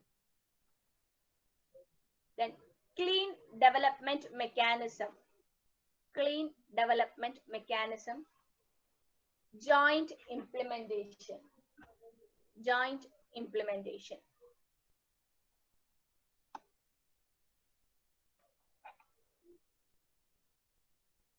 ചോദിച്ചിട്ടുണ്ട് ക്ലീൻ ഡെവലപ്മെന്റ് മെക്കാനിസം ഏത് പ്രോട്ടോകോളുമായിട്ട് റിലേറ്റ് ചെയ്താൻ ചോദിച്ചിട്ടുണ്ട്. സോ അതുകൊണ്ട് ഈ 3 മാർക്കറ്റ് ബേസ്ഡ് മെക്കാനിസംസും ഓർത്തിരിക്കുക. International emissions trading, clean development mechanism, joint implementation. ഇത് 3 ക്യോട്ടോ പ്രോട്ടോകോളുമായിട്ട് റിലേറ്റ് ചെയ്താണ്. ക്യോട്ടോ പ്രോട്ടോകോൾ എന്തിനാണ്? ഗ്രീൻ ഹൗസ് ഗ്യാസ് എമിഷൻസിന്റെ റിഡക്ഷന് വേണ്ടിയിട്ടാണ്. ക്യോട്ടോ പ്രോട്ടോകോൾ 6 ഗ്രീൻ ഹൗസ് ഗ്യാസിനെയാണ് അത് അനക്സ് ചെയ്തിരിക്കുന്നത്. 6 ഏതൊക്കെയാന്ന് പഠിക്കുക. കാർബൺ ഡൈ ഓക്സൈഡ് ഉണ്ട്, മിഥൈൻ ഉണ്ട്, നൈട്രസ് ഓക്സൈഡ് ഉണ്ട്, അതുപോലെ തന്നെ HFCs ഉണ്ട്, പെർഫ്ലൂറോ കാർബൺസ് ഉണ്ട്, SF6 ഹെക്സാഫ്ലൂറൈഡ് ഉണ്ട്.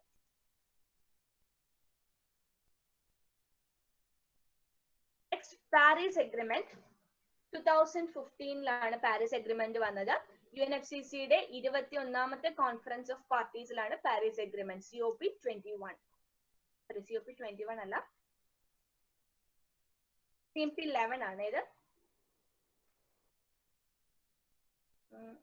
21 തന്നെ പറയാം, 21 തന്നെ. COP11, COP21 രണ്ടും ഒന്ന് ഓർത്തിരിക്കുക. ചിലപ്പോൾ ഏതാണ് ചോദിക്കുന്നത് അറിയില്ല, ജസ്റ്റ് COP21 ഒന്ന് ഓർത്തിരിക്കുക. ദെൻ ഇതിനകത്ത് ഓർത്തിരിക്കേണ്ട 2 ഡേറ്റ്സ് ഒന്ന് ഓർത്തിരിക്കണം. ഏത് ദിവസമാണ് ഇത് സൈൻ ചെയ്തത്, ഏത് ദിവസമാണ് ഇത് വന്നത് എന്നുള്ളത്. 22 April 2016 സൈൻ ചെയ്തത്. എന്നാൽ 4th November 2016 ഇത് കെയിം ഇൻടു ഫോഴ്സ്.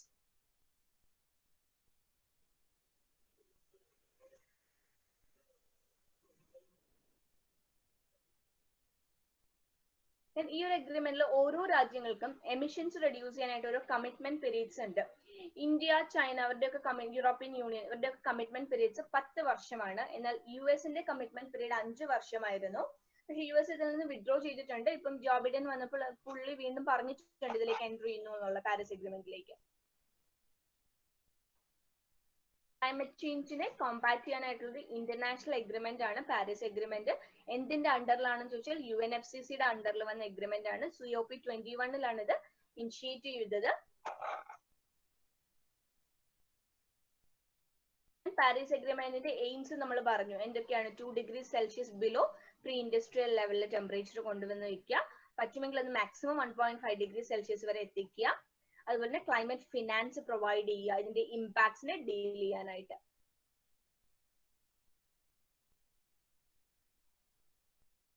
നമ്മളെ നാഷണലി ഡിറ്റർമിൻഡ് കോൺട്രിബ്യൂഷൻസ് INDCs കുറിച്ച് പറഞ്ഞിട്ടുണ്ടായിരുന്നു. INDCs വന്ന UNFCCയുടെ കോൺഫറൻസ് പറഞ്ഞു. അതുപോലെ തന്നെ വാസോയിൽ ഇതാണ് വന്നത്. ദെൻ അതിന്റെ മെയിൻ എയിംസ് എന്തൊക്കെയാണ്? INDCs അല്ലെങ്കിൽ നാഷണലി ഡിറ്റർമിൻഡ് കോൺട്രിബ്യൂഷൻസ് കൊണ്ട് എന്താണ് ഉദ്ദേശിക്കുന്നത്? ഓരോ രാജ്യങ്ങളും ഇൻഡിവിജ്വലി അവരുടെ ക്ലൈമറ്റ് ചേഞ്ച് റിഡക്ഷൻ, എമിഷൻ റിഡക്ഷന് വേണ്ടി എന്തൊക്കെ കാര്യങ്ങൾ ചെയ്യും, അത് എങ്ങനെയാണ് ഒരു ഓവറോൾ ഗ്ലോബൽ ലെവലിൽ എഫക്റ്റീവ് ആവുന്നത്, ഇതാണ് നാഷണലി ഡിറ്റർമിൻഡ് കോൺട്രിബ്യൂഷൻസ് കൊണ്ട് ഉദ്ദേശിക്കുന്നത്. ഓരോ 5 വർഷം കൂടുമ്പോഴും ഓരോ രാജ്യങ്ങളും അവർ എന്തൊക്കെ കാര്യങ്ങളാണ് ക്ലൈമറ്റ് ചേഞ്ച് മിറ്റിഗേഷന് വേണ്ടി ചെയ്തു എന്നുള്ളതിനെ കുറിച്ചൊരു റിപ്പോർട്ട് UNFCCക്ക് പ്രൊവൈഡ് ചെയ്യണം. ഇതൊരു ലീഗലി ബൈൻഡിങ് ആയിട്ടുള്ള കോൺട്രിബ്യൂഷൻസ് ഒന്നുമല്ല. കഴിയുന്നത് എന്താണോ അത് ചെയ്യുക, മാക്സിമം ചെയ്യാൻ ശ്രമിക്കുക എന്നുള്ളതാണ് അവർ ഫോക്കസ് ചെയ്യുന്നത്.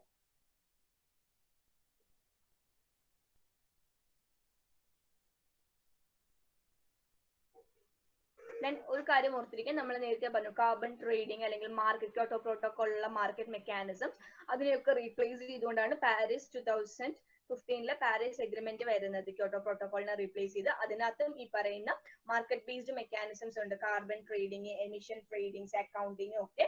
സോ ഇപ്പോൾ ഒരു രാജ്യം അവരുടെ എമിഷൻ റെഡ്യൂസ് ചെയ്യാൻ വേണ്ടിയിട്ട് എക്സ്ട്രാ വന്ന കാർബൺ അല്ലെങ്കിൽ എക്സ്ട്രാ വന്ന ഗ്രീൻ ഹൗസ് ഗ്യാസ് മറ്റൊരു രാജ്യത്തേക്ക് ട്രേഡ് ചെയ്ത് കഴിഞ്ഞാൽ അതും ആ രാജ്യത്തിന്റെ NDC നാഷണലി ഡിറ്റർമിൻഡ് കോൺട്രിബ്യൂഷൻസ് ആയിട്ട് കാൽക്കുലേറ്റ് ചെയ്യാം എന്നാണ് പാരീസ് എഗ്രിമെന്റ് പറയുന്നത്. സോ എന്താണ് NDC എന്ന് പറയുന്നത്? ഓരോ രാജ്യങ്ങളും individually what each countries has been done to achieve the overall global goal for reducing climate change effects impacts. ഓരോ 5 വർഷം കൂടുമ്പോഴാണ് ഇവർ റിപ്പോർട്ട് കൊടുക്കേണ്ടത്. ലീഗലി ബൈൻഡിങ് അല്ല. അതുപോലെ തന്നെ അവരുടെ കാർബൺ ട്രേഡിങ്ങും കാർബൺ അക്കൗണ്ടിങ്ങും പോലുള്ള എമിഷൻ ട്രേഡിങ്സും NDCs ആയിട്ട് കാൽക്കുലേറ്റ് ചെയ്യാം. ആദ്യമായിട്ട് ഈ INDC report United Nations UNFCCC United Nations convention climate ചേഞ്ചിന് കൊടുത്തത് ഉഗാണ്ടയാണ്. So the first country to submit its INDC report ചോദിക്കുകയാണെങ്കിൽ അത് ഉഗാണ്ടയാണ്.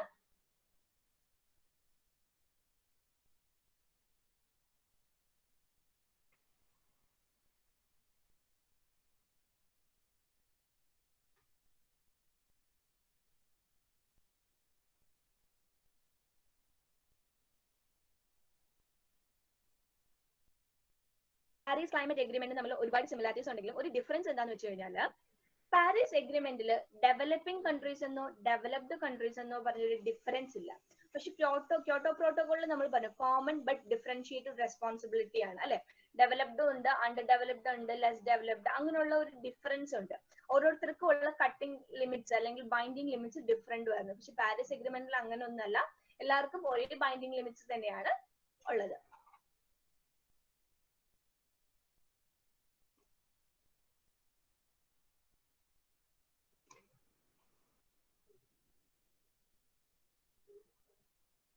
ഞാൻ പാരീസ് ക്ലൈമറ്റ് എഗ്രിമെന്റിന്റെ കീ പോയിന്റ്സ് എന്തൊക്കെ കാര്യങ്ങളാണ് മെയിൻ ആയിട്ട് പറയുന്നത് എന്നുള്ളതാണ്. ഒന്ന് ടെമ്പറേച്ചറിനെ കുറിച്ച് പറയുന്നുണ്ട് അല്ലെ. 2°C വെൽ ബിലോ ആയിട്ട് കീപ്പ് ചെയ്യുക. അതുപോലെ തന്നെ അത് ഒരു 1.5°C വരെ എത്തിക്കാനുള്ള എഫേർട്സ് കണ്ടിന്യൂ ചെയ്തുകൊണ്ടിരിക്കുക. അതുപോലെ ക്ലൈമറ്റ് ഫിനാൻസിനെ കുറിച്ച് പറയുന്നുണ്ട്. 2020 ഓൺവേർഡ്സ് ഒരു ഫ്ലോർ എമൗണ്ട് ആയിട്ട് $100 billion ആയിരിക്കണം റിച്ച് കൺട്രീസ് പ്രൊവൈഡ് ചെയ്യേണ്ടത്. അത് 2025 ആകുമ്പോൾ അവർ അപ്ഡേറ്റ് ചെയ്യും, എമൗണ്ട് കൂട്ടുന്നുണ്ടാവും. ഓക്കെ, 2025 വരെ $100 billion ആണ് റിച്ച് കൺട്രീസ് കൊടുക്കേണ്ടത്. ഡിഫറൻസിയേഷൻ, അതായത് അങ്ങനെ ഒരു ഡിഫറൻസ് പറയുന്നില്ല, ഒരു ഡെവലപ്ഡ് എന്നോ ഡെവലപ്പിംഗ് എന്നോ പറയുന്നില്ല. പക്ഷെ എന്നാലും ഒരു ഫോക്കസ് ഇതിൽ പറയുന്നുണ്ട്, ഡെവലപ്ഡ് കൺട്രീസ് കുറച്ചും കൂടി ഒരു ലീഡ് റോൾ എടുക്കണം ഈ ഒരു ഗ്രീൻ ഹൗസ് ഗ്യാസിന്റെ എമിഷൻ റിഡ്യൂസ് ചെയ്യാനായിട്ട്. അതുപോലെ തന്നെ ഡെവലപ്പിംഗ് കൺട്രീസിന്റെ എഫേർട്സിനെ എൻഹാൻസ് ചെയ്യാൻ പറ്റണം. അവരുടെ ആ ഒരു എമിഷൻ കട്ട് കൊണ്ടുവരാനായിട്ടുള്ള മാക്സിമം എഫേർട്സിനെ അവരെ കൂടുതലായിട്ട് എൻകറേജ് ചെയ്യുക. എമിഷൻ ഒബ്ജക്റ്റീവ്സ് അങ്ങനെ ഒരു പെർട്ടിക്കുലർ ലിമിറ്റ് ആയിട്ട് അവർ പറയുന്നില്ല. 2050 ഓൺവേർഡ്സ് റാപ്പിഡ് റിഡക്ഷൻസ് ഉണ്ടാവണം, എന്നാൽ മാത്രമേ ഒരു ബാലൻസ് കൊണ്ടുവരാൻ പറ്റുള്ളൂ എന്ന് പറയുന്നുള്ളൂ. ദെൻ ബേർഡൻ ഷെയറിങ്ങിനെ കുറിച്ച് പറയുന്നുണ്ട്. അതായത് developed countries developing or vulnerable കൺട്രീസിന് വോളണ്ടറി ബേസിസിൽ അവരുടെ ബേർഡൻ ഷെയർ ചെയ്യണം, അതാണ് ബേർഡൻ ഷെയറിങ്. അതുപോലെ ഒരു റിവ്യൂ മെക്കാനിസത്തിനെ കുറിച്ച് പറയുന്നുണ്ട്. 2015 ഇത് വന്നതെങ്കിലും 20 ഓൺവേർഡ്സ് ആണ് ഓപ്പറേഷണലൈസ് ആവുന്നത്. 2023 ആദ്യത്തെ റിവ്യൂ നടക്കും. അതിനുശേഷം ഓരോ 5 വർഷം കൂടുമ്പോഴായിരിക്കും പാരീസ് ക്ലൈമറ്റ് എഗ്രിമെന്റിന്റെ റിവ്യൂ മെക്കാനിസംസ്. പാരീസ് ക്ലൈമറ്റ് എഗ്രിമെന്റിന്റെ റിവ്യൂ മെക്കാനിസംസ് എവറി 5 years ആയിരിക്കും. അതിനെയാണ് നമ്മൾ നേരത്തെ പറഞ്ഞ INDC, intended nationally determined contributions. So INDCയുടെ അടുത്ത റിവ്യൂ അല്ലെങ്കിൽ ആദ്യത്തെ റിവ്യൂ നടക്കാൻ പോകുന്നത് 2023 അത് കഴിഞ്ഞ് ഓരോ 5 വർഷം കൂടുമ്പോഴും ഇതിന്റെ റിവ്യൂസ് ഉണ്ടാവും. ക്ലൈമറ്റ് ഡാമേജസിനെ കുറിച്ചുള്ള കാര്യങ്ങൾ, വൾണറബിൾ കൺട്രീസിനെ എങ്ങനെ അഫക്ട് ചെയ്യുന്നു.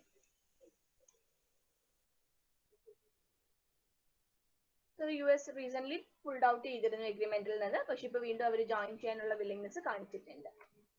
ഒരു നെറ്റിന്റെ പ്രീവിയസ് ക്വസ്റ്റ്യൻ ആണ്. The term intended nationally determined contributions are sometimes seen in the news in the context of.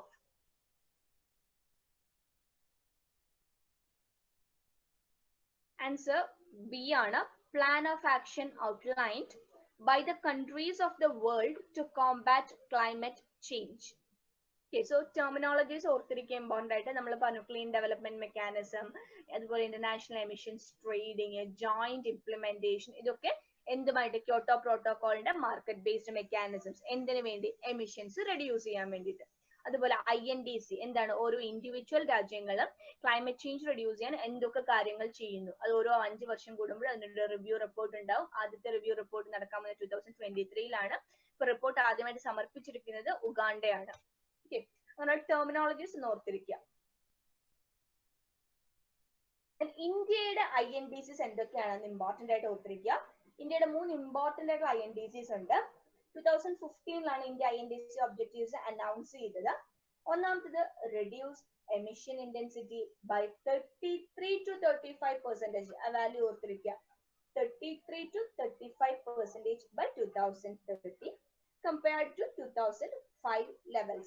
2005 എത്രയാണോ ഇന്ത്യയുടെ എമിഷൻ ലെവൽസ്, അതിൽ നിന്ന് 33 മുതൽ 35% വരെ എമിഷൻസ് റെഡ്യൂസ് ചെയ്യും. ഇതാണ് ഇന്ത്യയുടെ ആദ്യത്തെ INDC. ഇന്ത്യ ആദ്യം കൊടുത്ത കോൺട്രിബ്യൂഷൻസിന് വേണ്ടിയിട്ടുള്ള ആദ്യത്തെ ഇത്. Then produce 40% of electricity from non-fossil fuel based energy resources by 2030. So 2030 ഇപ്പോൾ ഉള്ള ഇന്ത്യയുടെ ഇലക്ട്രിസിറ്റി പ്രൊഡക്ഷന്റെ 40% ഈ പറഞ്ഞ വിൻഡ് എനർജിന്നും സോളാർ എനർജിന്നും വേവ് എനർജിന്നും അങ്ങനെയുള്ള നോൺ ഫോസൽ ഫ്യൂവൽ എനർജി സോഴ്സസിൽ നിന്നാവും പ്രൊഡ്യൂസ് ചെയ്യുക. മൂന്നാമത്തത് ഇൻസ്റ്റാൾ 175 വാല്യൂസ് എല്ലാം ഓർത്തിരിക്കണം. Install 175 gigawatt of solar, wind and biomass electricity by 2022. 2022 സോളാറിൽ നിന്നും വിൻഡിൽ നിന്നും ബയോമാസിൽ നിന്നും 175 ജിഗാവാട്ട് ഇലക്ട്രിസിറ്റി പ്രൊഡ്യൂസ് ചെയ്യും. ഈ 3 കാര്യങ്ങളാണ്. സോ വാല്യൂസ് 33 to 35% ആയിരിക്കും എമിഷൻ റെഡ്യൂസ് ചെയ്യുന്നത്. എപ്പോ? 2030 ഏത് ലെവലിൽ നിന്ന്? 2005 ലെവലിൽ നിന്ന്. രണ്ടാമത് പറഞ്ഞിരിക്കുന്നത് 2030 ഇന്ത്യയുടെ ഇലക്ട്രിസിറ്റി പ്രൊഡക്ഷന്റെ 40% വാല്യൂ ഓർക്കുക. 40% എന്തിൽ നിന്നാവും? നോൺ ഫോസിൽ ഫ്യൂവൽ സോഴ്സസിൽ നിന്നാവും പ്രൊഡ്യൂസ് ചെയ്യുന്നത്. മൂന്നാമത്തത് 2022 സോളാർ, വിൻഡ്, ബയോമാസ് ഇലക്ട്രിസിറ്റി എത്രയാണ് പ്രൊഡ്യൂസ് ചെയ്യാൻ പോകുന്നത്? 175 ജിഗാവാട്ട്. അതുപോലെ 63 gigawatt of nuclear power capacity by 2032. 2032 ആകുമ്പോഴേക്കും ഇന്ത്യയുടെ installed nuclear power capacity 63 gigawatt ആവും. 63 ജിഗാവാട്ട് ആവും. അതുപോലെ INDC പറഞ്ഞതാണ് create an additional carbon sink of 2.5 to 3 billion tons. Billion ഓർത്തിരിക്കുക. 2.5 to 3 billion tons. ഇത് ചോദിച്ചിട്ടുണ്ട് UGC of carbon dioxide equivalent by 2030 through additional forest and tree cover. അതായത് 2030 ഏതാണ്ട് 2.5 മുതൽ 3 billion tons carbon dioxide absorb ചെയ്യാൻ equivalent ആയിട്ടുള്ള കാടുകൾ restore ചെയ്യും, അല്ലെങ്കിൽ വെച്ച് പിടിപ്പിക്കും, ട്രീ കവേഴ്സ് കൊണ്ടുവരുമെന്നാണ് ഒരു INDC അവരുടെ. കാർബൺ സിങ്ക് എന്ന് പറഞ്ഞു കഴിഞ്ഞാൽ കാർബൺ അബ്സോർബ് ചെയ്ത്, അതായത് കാർബൺ കൂടുതലായിട്ട് അറ്റ്മോസ്ഫിയറിലേക്ക് റിലീസ് ചെയ്ത് അബ്സോർബ് ചെയ്ത് വെക്കുന്നതിനെയാണ്, വാസ്റ്റ് എമൗണ്ടിൽ അബ്സോർബ് ചെയ്യുന്നതിനെയാണ് കാർബൺ സിങ്ക് എന്ന് പറയുന്നത്. ഫോറസ്റ്റ് ഒരു കാർബൺ സിങ്ക് ആണ്, ഓഷ്യൻ ഒരു കാർബൺ സിങ്ക് ആണ്, അതുപോലെ തന്നെ wetlands it's a carbon sink. Okay, so carbon sink എന്താണെന്ന് ചോദിച്ചു കഴിഞ്ഞാൽ those areas which can absorb carbon dioxide. Okay, carbon dioxide absorb ചെയ്ത് സൂക്ഷിച്ചു വെക്കുന്ന ഏരിയാസിനെയാണ് കാർബൺ സിങ്ക് എന്ന് പറയുന്നത്. അതുപോലെ തന്നെ ഇതിനു വേണ്ടി ഇന്ത്യ കൊണ്ടുവന്ന ഒരു പ്രോഗ്രാം ആണ് പെർസ്യൂ സീറോ ഡിഫെക്ട് പോളിസി. ഒരു മേക്ക് ഇൻ ഇന്ത്യ പ്രോഗ്രാമിന്റെ അണ്ടറിൽ പെർസ്യൂ സീറോ ഡിഫെക്ട് പോളിസി, ഇതൊക്കെയാണ് ഇന്ത്യയുടെ INDCs എന്ന് പറയുന്നത്. സോ ഇന്ത്യയുടെ INDCs ഒന്ന് എമിഷൻ 33 to 35% റെഡ്യൂസ് ചെയ്യുക 2005 ലെവൽസിൽ നിന്ന് ബൈ അച്ചീവിംഗ് ബൈ 2030 ആണ്. രണ്ടാമത്തേത് ഇലക്ട്രിസിറ്റി പ്രൊഡ്യൂസ് ചെയ്യുന്നത് എത്ര? 40% of electricity produced from non-fossil fuel resources. Then installation of 175 gigawatt of solar, wind and biomass electricity by 22 year ഓർത്തിരിക്കുക. അതുപോലെ തന്നെ 63 gigawatt of installed nuclear capacity by 2032 and addition of 2.5 to 3 billion tons of carbon dioxide equivalent carbon sink by 2030 by addition of forest and tree cover. Pursue zero effect, zero defect policy under Make in India program. Next, Rio Plus 20 conference. നമ്മൾ പറഞ്ഞു 1992 നടന്ന Rio കോൺഫറൻസിന് ശേഷം 20 വർഷങ്ങൾക്ക് ശേഷം നടന്ന conference 2012 നടന്ന conference ആണ് Rio plus 20 conference എന്ന് പറയുന്നത്. ഓക്കെ, 1992 നടന്ന എർത്ത് സബ്മിറ്റിന്റെ ഒരു 20 വർഷത്തിന്റെ മെമ്മറിക്ക് വേണ്ടിയിട്ടായിരുന്നു 2012 റിയോ പ്ലസ് 20 കോൺഫറൻസ് നടന്നത്. ഇത് ബ്രസീലിലെ റിയോ ഡി ജനീറോയിൽ തന്നെയാണ് ഹോസ്റ്റ് ചെയ്തത്. സസ്റ്റൈനബിൾ ഡെവലപ്മെന്റ് ആയിരുന്നു മെയിൻ തീം എന്ന് പറയുന്നത്. സോ സസ്റ്റൈനബിൾ ഡെവലപ്മെന്റിന് വേണ്ടിയുള്ള മൂന്നാമത്തെ ഇന്റർനാഷണൽ കോൺഫറൻസ് ആണ് റിയോ പ്ലസ് 20. നമ്മൾ റിയോ പ്ലസ് 10 പഠിച്ചു. 2002 റിയോ പ്ലസ് 10 നടന്നു. 2012 റിയോ പ്ലസ് 20 നടന്നു.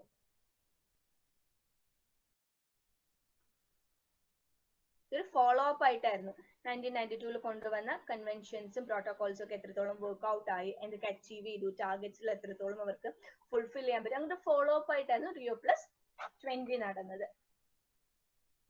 റിയോ പ്ലസ് 20 2 തീംസ് ആയിരുന്നു ഉണ്ടായിരുന്നത്. സസ്റ്റൈനബിൾ ഡെവലപ്മെന്റ്, പോവേർട്ടി റിമൂവലും. 7 പ്രയോറിറ്റി ഏരിയാസ് കൊടുത്തിരുന്നു. ജസ്റ്റ് ഒന്ന് പറഞ്ഞു പോവാ. കാര്യം ഇതിന്റെ ഫോളോ അപ്പ് ആയിട്ട് നമ്മൾ ഇനി സസ്റ്റൈനബിൾ ഡെവലപ്മെന്റ് ഗോൾസും MDGs ഒക്കെ പഠിക്കുന്നുണ്ട്. ജോബ്സും energy, cities, food, water, oceans, disasters, അങ്ങനെ ഒരു 7 പ്രയോറിറ്റി ഏരിയാസും ഉണ്ടായിരുന്നു റിയോ പ്ലസ് 20 കോൺഫറൻസിൽ. 3 കോൺഫറൻസ് ആണ് യുണൈറ്റഡ് നേഷൻസിന്റെ അണ്ടറിൽ സസ്റ്റൈനബിൾ ഡെവലപ്മെന്റിന് വേണ്ടി നടന്നത്. ഒന്ന് 1992 റിയോ ഡി ജനീറോ കോൺഫറൻസ് അല്ലെങ്കിൽ എർത്ത് സബ്മിറ്റ്. രണ്ടാമത്തെ 2002 എർത്ത് സബ്മിറ്റ് ജോഹന്നാസ്ബർഗിൽ വെച്ച് നടന്നു. അതിന്റെ മറ്റൊരു പേരും കൂടെ ഒന്ന് ഓർത്തിരിക്കണം. ഈ മറ്റു പേരുകളും കൂടെ ഓർത്തിരിക്കണേ. അതിന്റെ മറ്റൊരു പേരാണ് world submit on sustainable development. മൂന്നാമത്തേതായിരുന്നു എർത്ത് സബ്മിറ്റ് 2012 റിയോ ഡി ജനീറോയിൽ വെച്ചിട്ട് തന്നെയാണ് UN conference on sustainable development എന്നാണ് അറിയപ്പെടുന്നത്. ഈ 3 പേരുകൾ, അതായത് ഇപ്പൊ എർത്ത് സബ്മിറ്റിന്റെ മറ്റൊരു പേര് UNCED, എർത്ത് സബ്മിറ്റ് 2022 മറ്റൊരു പേര് WSSD, എർത്ത് സബ്മിറ്റ് 2012 മറ്റൊരു പേര് UNCSD. സോ അത് എന്താണ് എന്നുള്ളത് ഓർത്തിരിക്കുക, കാരണം ചോദിക്കാം.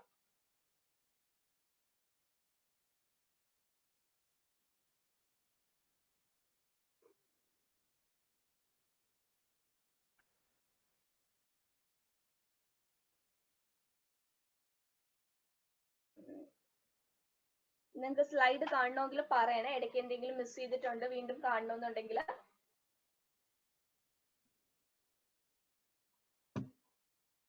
നെക്സ്റ്റ് പേജ് എന്ന് പറയുന്നത് ഒരു പ്രോഗ്രാം ആണ്. ഈ റിയോ പ്ലസ് 20യുടെ അണ്ടറിൽ തന്നെയാണ് ഇത് വന്നത്. പേജ് എന്ന് പറയുന്നത് partnership for action on green economy. Rio plus 20 ഡിക്ലറേഷന്റെ അണ്ടറിൽ വന്ന ഒരു പ്രോഗ്രാം ആണ് പേജ് എന്ന് പറയുന്നത്.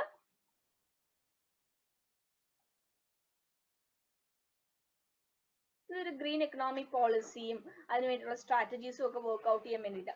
ഡീറ്റെയിൽസ് നിങ്ങൾ അറിയേണ്ട. ജസ്റ്റ് പേജ് ഏത് റിയോ പ്ലസ് 20 റിലേറ്റ് ചെയ്തിട്ടാണ് പേജ് വന്നത്. എന്താണ് page? Partnership for action on green economy.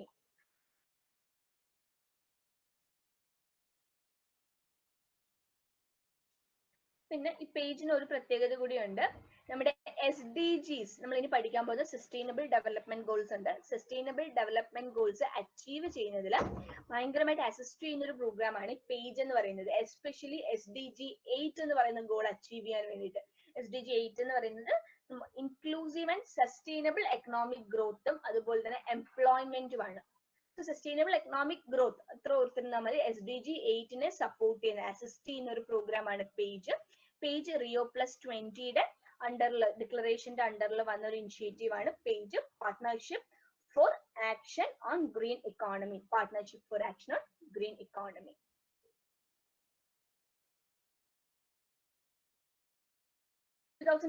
ചോദിച്ച ക്വസ്റ്റ്യൻ ആണ്. The partnership for action on green economy, a UN mechanism to assist countries towards greener and more inclusive economies, emerged at. ഏത് കോൺഫറൻസിലാണ് ഇത് വന്നതെന്നാണ് അവർ ഉദ്ദേശിച്ചിരിക്കുന്നത്? The United Nations Conference on Sustainable Development 2012 Rio de Janeiro. ഞാൻ പറഞ്ഞില്ല, എന്റെ മറ്റൊരു പേരും കൂടെ ഒന്ന് ഓർത്തിരിക്കണം, UNCSD എന്നുള്ള പേരും ഓർത്തിരിക്കണം. United Nations conference on sustainable development 2012 Rio de Janeiro അല്ലെങ്കിൽ Rio+20 സബ്മിറ്റ്.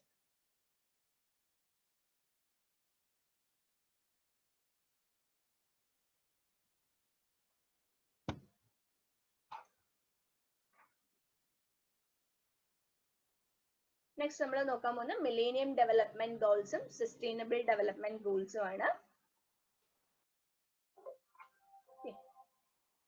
അത് നമുക്ക് മിലേനിയം ഡെവലപ്മെന്റ് ഗോൾസ് നോക്കാം. ഞാൻ PPT ഇപ്പൊ ഒന്ന് എന്തെങ്കിലും ഡൗട്ട് ഉണ്ടോ ഇതുവരെ ചെയ്ത് പറഞ്ഞ കൺവെൻഷൻസിലോ എഗ്രിമെന്റ്സിലോ?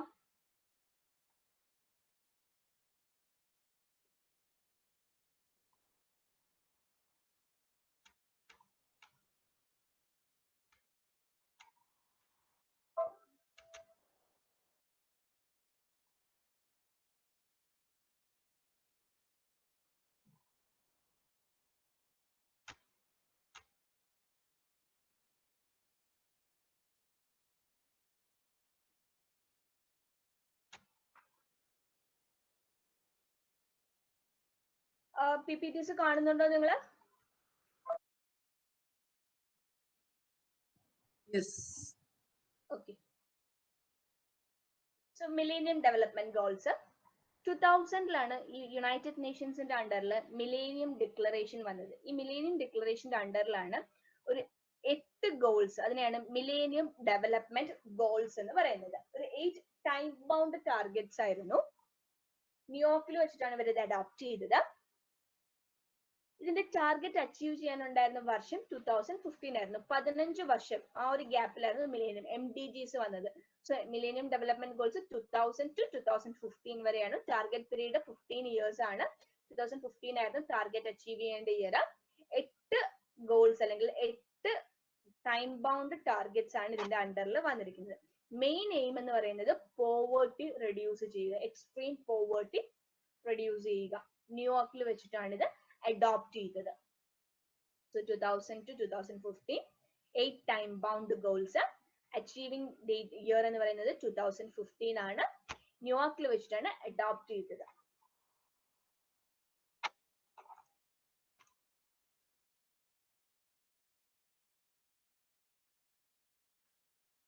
രണ്ടാമത്തെ സ്ലൈഡ് കാണുന്നുണ്ടോ?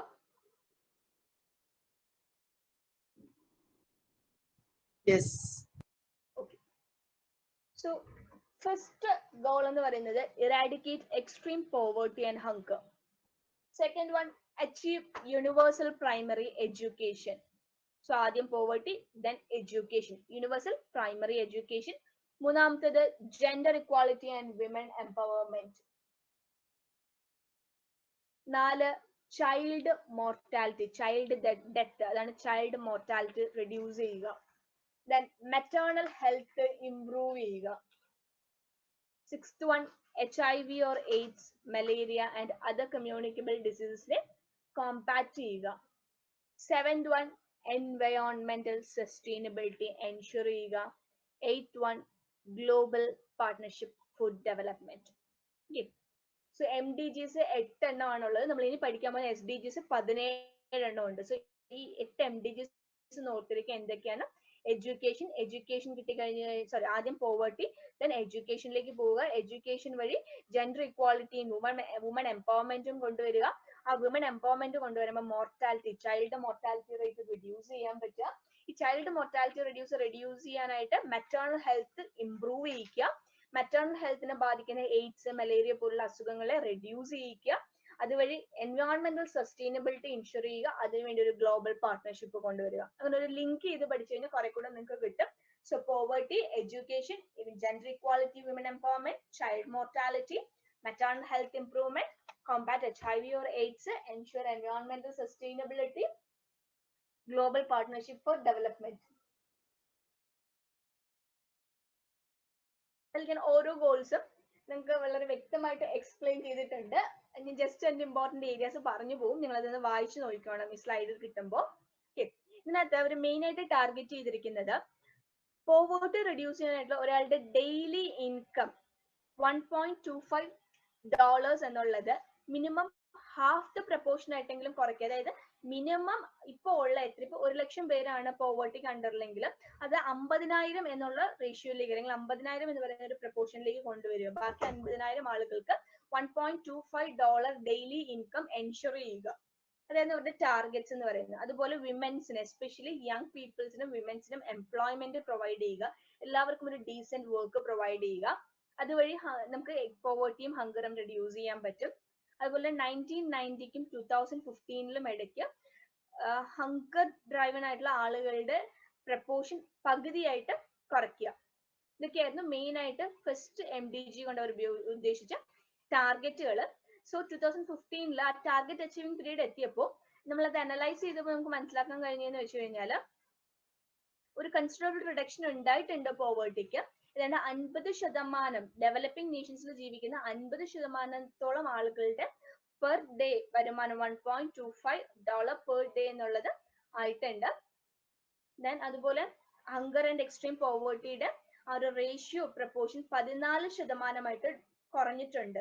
ഓക്കെ, സോ കുറച്ചൊക്കെ നമ്മൾ അച്ചീവ് ചെയ്യുന്നുണ്ട്, ബട്ട് കംപ്ലീറ്റ് അച്ചീവ്മെന്റ് നടന്നിട്ടില്ല. അതുപോലെ അണ്ടർ നറിഷ്ഡ് പോപ്പുലേഷൻ, അതായത് ആവശ്യത്തിന് ന്യൂട്രിയൻസ് ഇല്ലാണ്ടുള്ള അണ്ടർ നറിഷ്ഡ് പോപ്പുലേഷന്റെ ഏതാണ്ട് 50%-ഓളം കുറഞ്ഞിട്ടുണ്ട്. സോ അത് ഒരു ഇയർ വൈസ് എത്രത്തോളം ഡ്രോപ്പ് വന്നിട്ടുണ്ട് എന്നുള്ളത് ഞാൻ എഴുതിയിട്ടുണ്ട്. ഇത്രയും ഓർക്കണ്ട, ജസ്റ്റ് അതിൽ എത്രത്തോളം കുറഞ്ഞിട്ടുണ്ട് എന്നുള്ള ഓർക്കുക. ആദ്യത്തേത് പോവേർട്ടി ആൻഡ് ഹങ്കർ ഇറാഡിക്കേഷൻ ആണ്. അവർ മെയിൻ ആയിട്ട് ഉദ്ദേശിച്ച എമൗണ്ട് എത്രയാണ്, ഒരാളുടെ ഡെയിലി ഇൻകം എന്ന് പറയുന്നത് $1.25 താഴെയുള്ള ഡെയിലി ഇൻകം ഉള്ള ആളുകളെ പകുതിയായിട്ട് കുറയ്ക്കുക എന്നുള്ളതാണ്. അതായത് മിനിമം $1.25 ഉണ്ടെങ്കിൽ അയാൾക്ക് പട്ടിണി ഇല്ലാണ്ട് ഒരു ദിവസം ജീവിക്കാം. അതാണ് അവരുടെ ആ ഒരു ഡേറ്റ പറയുന്നത്. ഓക്കെ, അത് നമ്മൾ അച്ചീവ് ചെയ്തിട്ടുണ്ട്. എത്ര ശതമാനം? 14% അത് അച്ചീവ് ചെയ്തിട്ടുണ്ട് India. Then universal primary education, അതായത് ആൺകുട്ടികൾക്കും പെൺകുട്ടികൾക്കും ഒരു യൂണിവേഴ്സൽ എഡ്യൂക്കേഷൻ പ്രൊവൈഡ് ചെയ്യുക. ആ യൂണിവേഴ്സൽ എഡ്യൂക്കേഷൻ പ്രൊവൈഡ് ചെയ്യുന്നത് വഴി കൂടുതൽ കുട്ടികളെ സ്കൂളുകളിലേക്ക് കൊണ്ടുവരിക. റൂറൽ ഏരിയസിൽ കൂടുതൽ എഡ്യൂക്കേഷണൽ പെനിട്രേഷൻസ് ഉണ്ടാവുക. ഈ ഒരു urban rural educational knowledge divide കുറയ്ക്കുക. അതുവഴി ഗ്ലോബൽ പ്രൈമറി എഡ്യൂക്കേഷൻ അച്ചീവ് ചെയ്യുക. ഇതൊക്കെയായിരുന്നു മെയിൻ ആയിട്ടുള്ളവരുടെ ടാർഗറ്റ്സ്. ഏതാണ്ട് 90 ടാർഗറ്റ്സ് ഓൾമോസ്റ്റ് നമ്മൾ നിയർ 100% അച്ചീവ് ചെയ്തിട്ടുണ്ട്. സെക്കൻഡ് ടാർഗറ്റ് എന്ന് പറയുന്നത്, അതായത് primary school enrolment rate, developing രാജ്യങ്ങളിലെ പ്രൈമറി സ്കൂൾ എൻറോൾമെന്റ് റേറ്റ് 91% ആയിട്ട് ഉയർത്താൻ സാധിച്ചു ഈ ഒരു ഗോൾ വഴി. അതുപോലെ തന്നെ കുട്ടികൾക്ക് കൂടുതൽ സോഷ്യൽ പ്രൊട്ടക്ഷൻ കൊടുക്കാൻ സാധിച്ചു. ഫുഡ് സെക്യൂരിറ്റി, സ്കൂളുകളിൽ കൊടുക്കുന്ന മിഡ് ഡേ മീൽ പോലുള്ള സ്കീംസ് ഉൾപ്പെടുത്തി ഫുഡ് സെക്യൂരിറ്റീസ് എൻഷുർ ചെയ്യാൻ സാധിച്ചു. ഓക്കെ,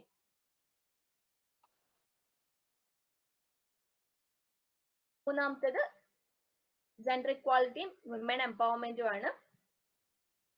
പ്രൈമറിയും സെക്കൻഡറി എഡ്യൂക്കേഷനിലുള്ള ജെൻഡർ ഡിസ്പാരിറ്റി 2005 കൂടി എലിമിനേറ്റ് ചെയ്യുക. അതുപോലെ തന്നെ എല്ലാ ലെവൽസിലും, പ്രൈമറി ലെവൽസിലും സെക്കൻഡറി എഡ്യൂക്കേഷനും ടെറിഷറി എഡ്യൂക്കേഷൻ ലെവൽസിലും 2015 കൂടി എല്ലാവർക്കും ഒരു ഇക്വാലിറ്റി കൊണ്ടുവരിക. ഇതായിരുന്നു. ഇതിനു വേണ്ടി അവർ വർക്ക്ഔട്ട് ചെയ്തു. ഫൈനൽ റിപ്പോർട്ട് 2015 വന്നപ്പോൾ നമുക്കൊരു കൺസിഡറബിൾ ആയിട്ട് പെൺകുട്ടികളുടെ എൻറോൾമെന്റ് റേഷ്യോ കൂടിയതായിട്ട് കാണാൻ സാധിച്ചു. 2000 കമ്പയർ ചെയ്യുമ്പോൾ 2015 കൂടുതൽ പെൺകുട്ടികൾ സ്കൂളുകളിലേക്ക് വരാൻ തുടങ്ങി. കൂടുതൽ പെൺകുട്ടികൾക്ക് ആ ഒരു secondary and primary education provide ചെയ്യാൻ തുടങ്ങി. 1990 സൗത്ത് ഏഷ്യയിലെ ഒരു റേഷ്യോ എടുക്കുകയാണെങ്കിൽ 100 ആൺകുട്ടികളാണ് ഒരു പ്രൈമറി സ്കൂളിൽ എൻറോൾ ചെയ്യുന്നതെങ്കിൽ 74 പെൺകുട്ടികളെ അതിലുണ്ടാവുകയുള്ളൂ. 100 ആൺകുട്ടികളും 74 പെൺകുട്ടികളായിരിക്കും. ഓക്കെ, സോ 26 പെൺകുട്ടികൾ കുറവായിരിക്കും. എന്നാൽ 2015 ആയപ്പോഴേക്കും നമ്മളത് 100% അറ്റൈൻ ചെയ്തു. അതായത് 100 ആൺകുട്ടികൾ ഒരു സ്കൂളിൽ എൻറോൾ ചെയ്ത് കഴിഞ്ഞാൽ 103 പെൺകുട്ടികൾ ആ സ്കൂളിൽ എൻറോൾ ചെയ്യുന്നുണ്ട്. സോ തേർഡ് ഗോളും നമ്മൾ നിയർ ബൈ അച്ചീവ്ഡ് ആണ്. സെക്കൻഡ് ഗോളും നിയർ ബൈ അച്ചീവ്ഡ് ആണ്. നാലാമത്തേത് ചൈൽഡ് മോർട്ടാലിറ്റി റെഡ്യൂസ് ചെയ്യുക എന്നുള്ളതായിരുന്നു. 5 വയസ്സിൽ താഴെയുള്ള ജനിച്ച് 5 വയസ്സ് വരെയുള്ള കുട്ടികളുടെ മരണനിരക്ക് 2/3 ആയിട്ട് 1990ക്കും 2015 ഇടയ്ക്ക് 2/3 ആയിട്ട് റെഡ്യൂസ് ചെയ്യുക.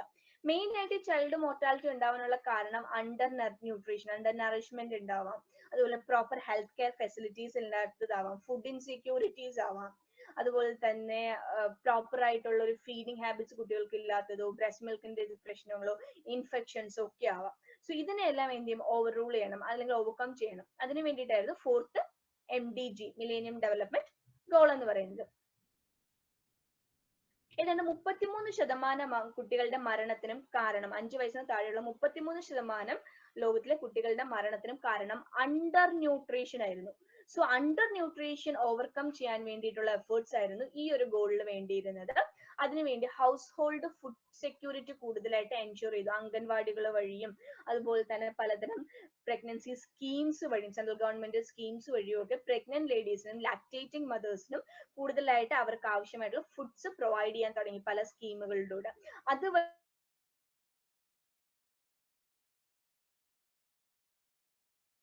സാധിച്ചു.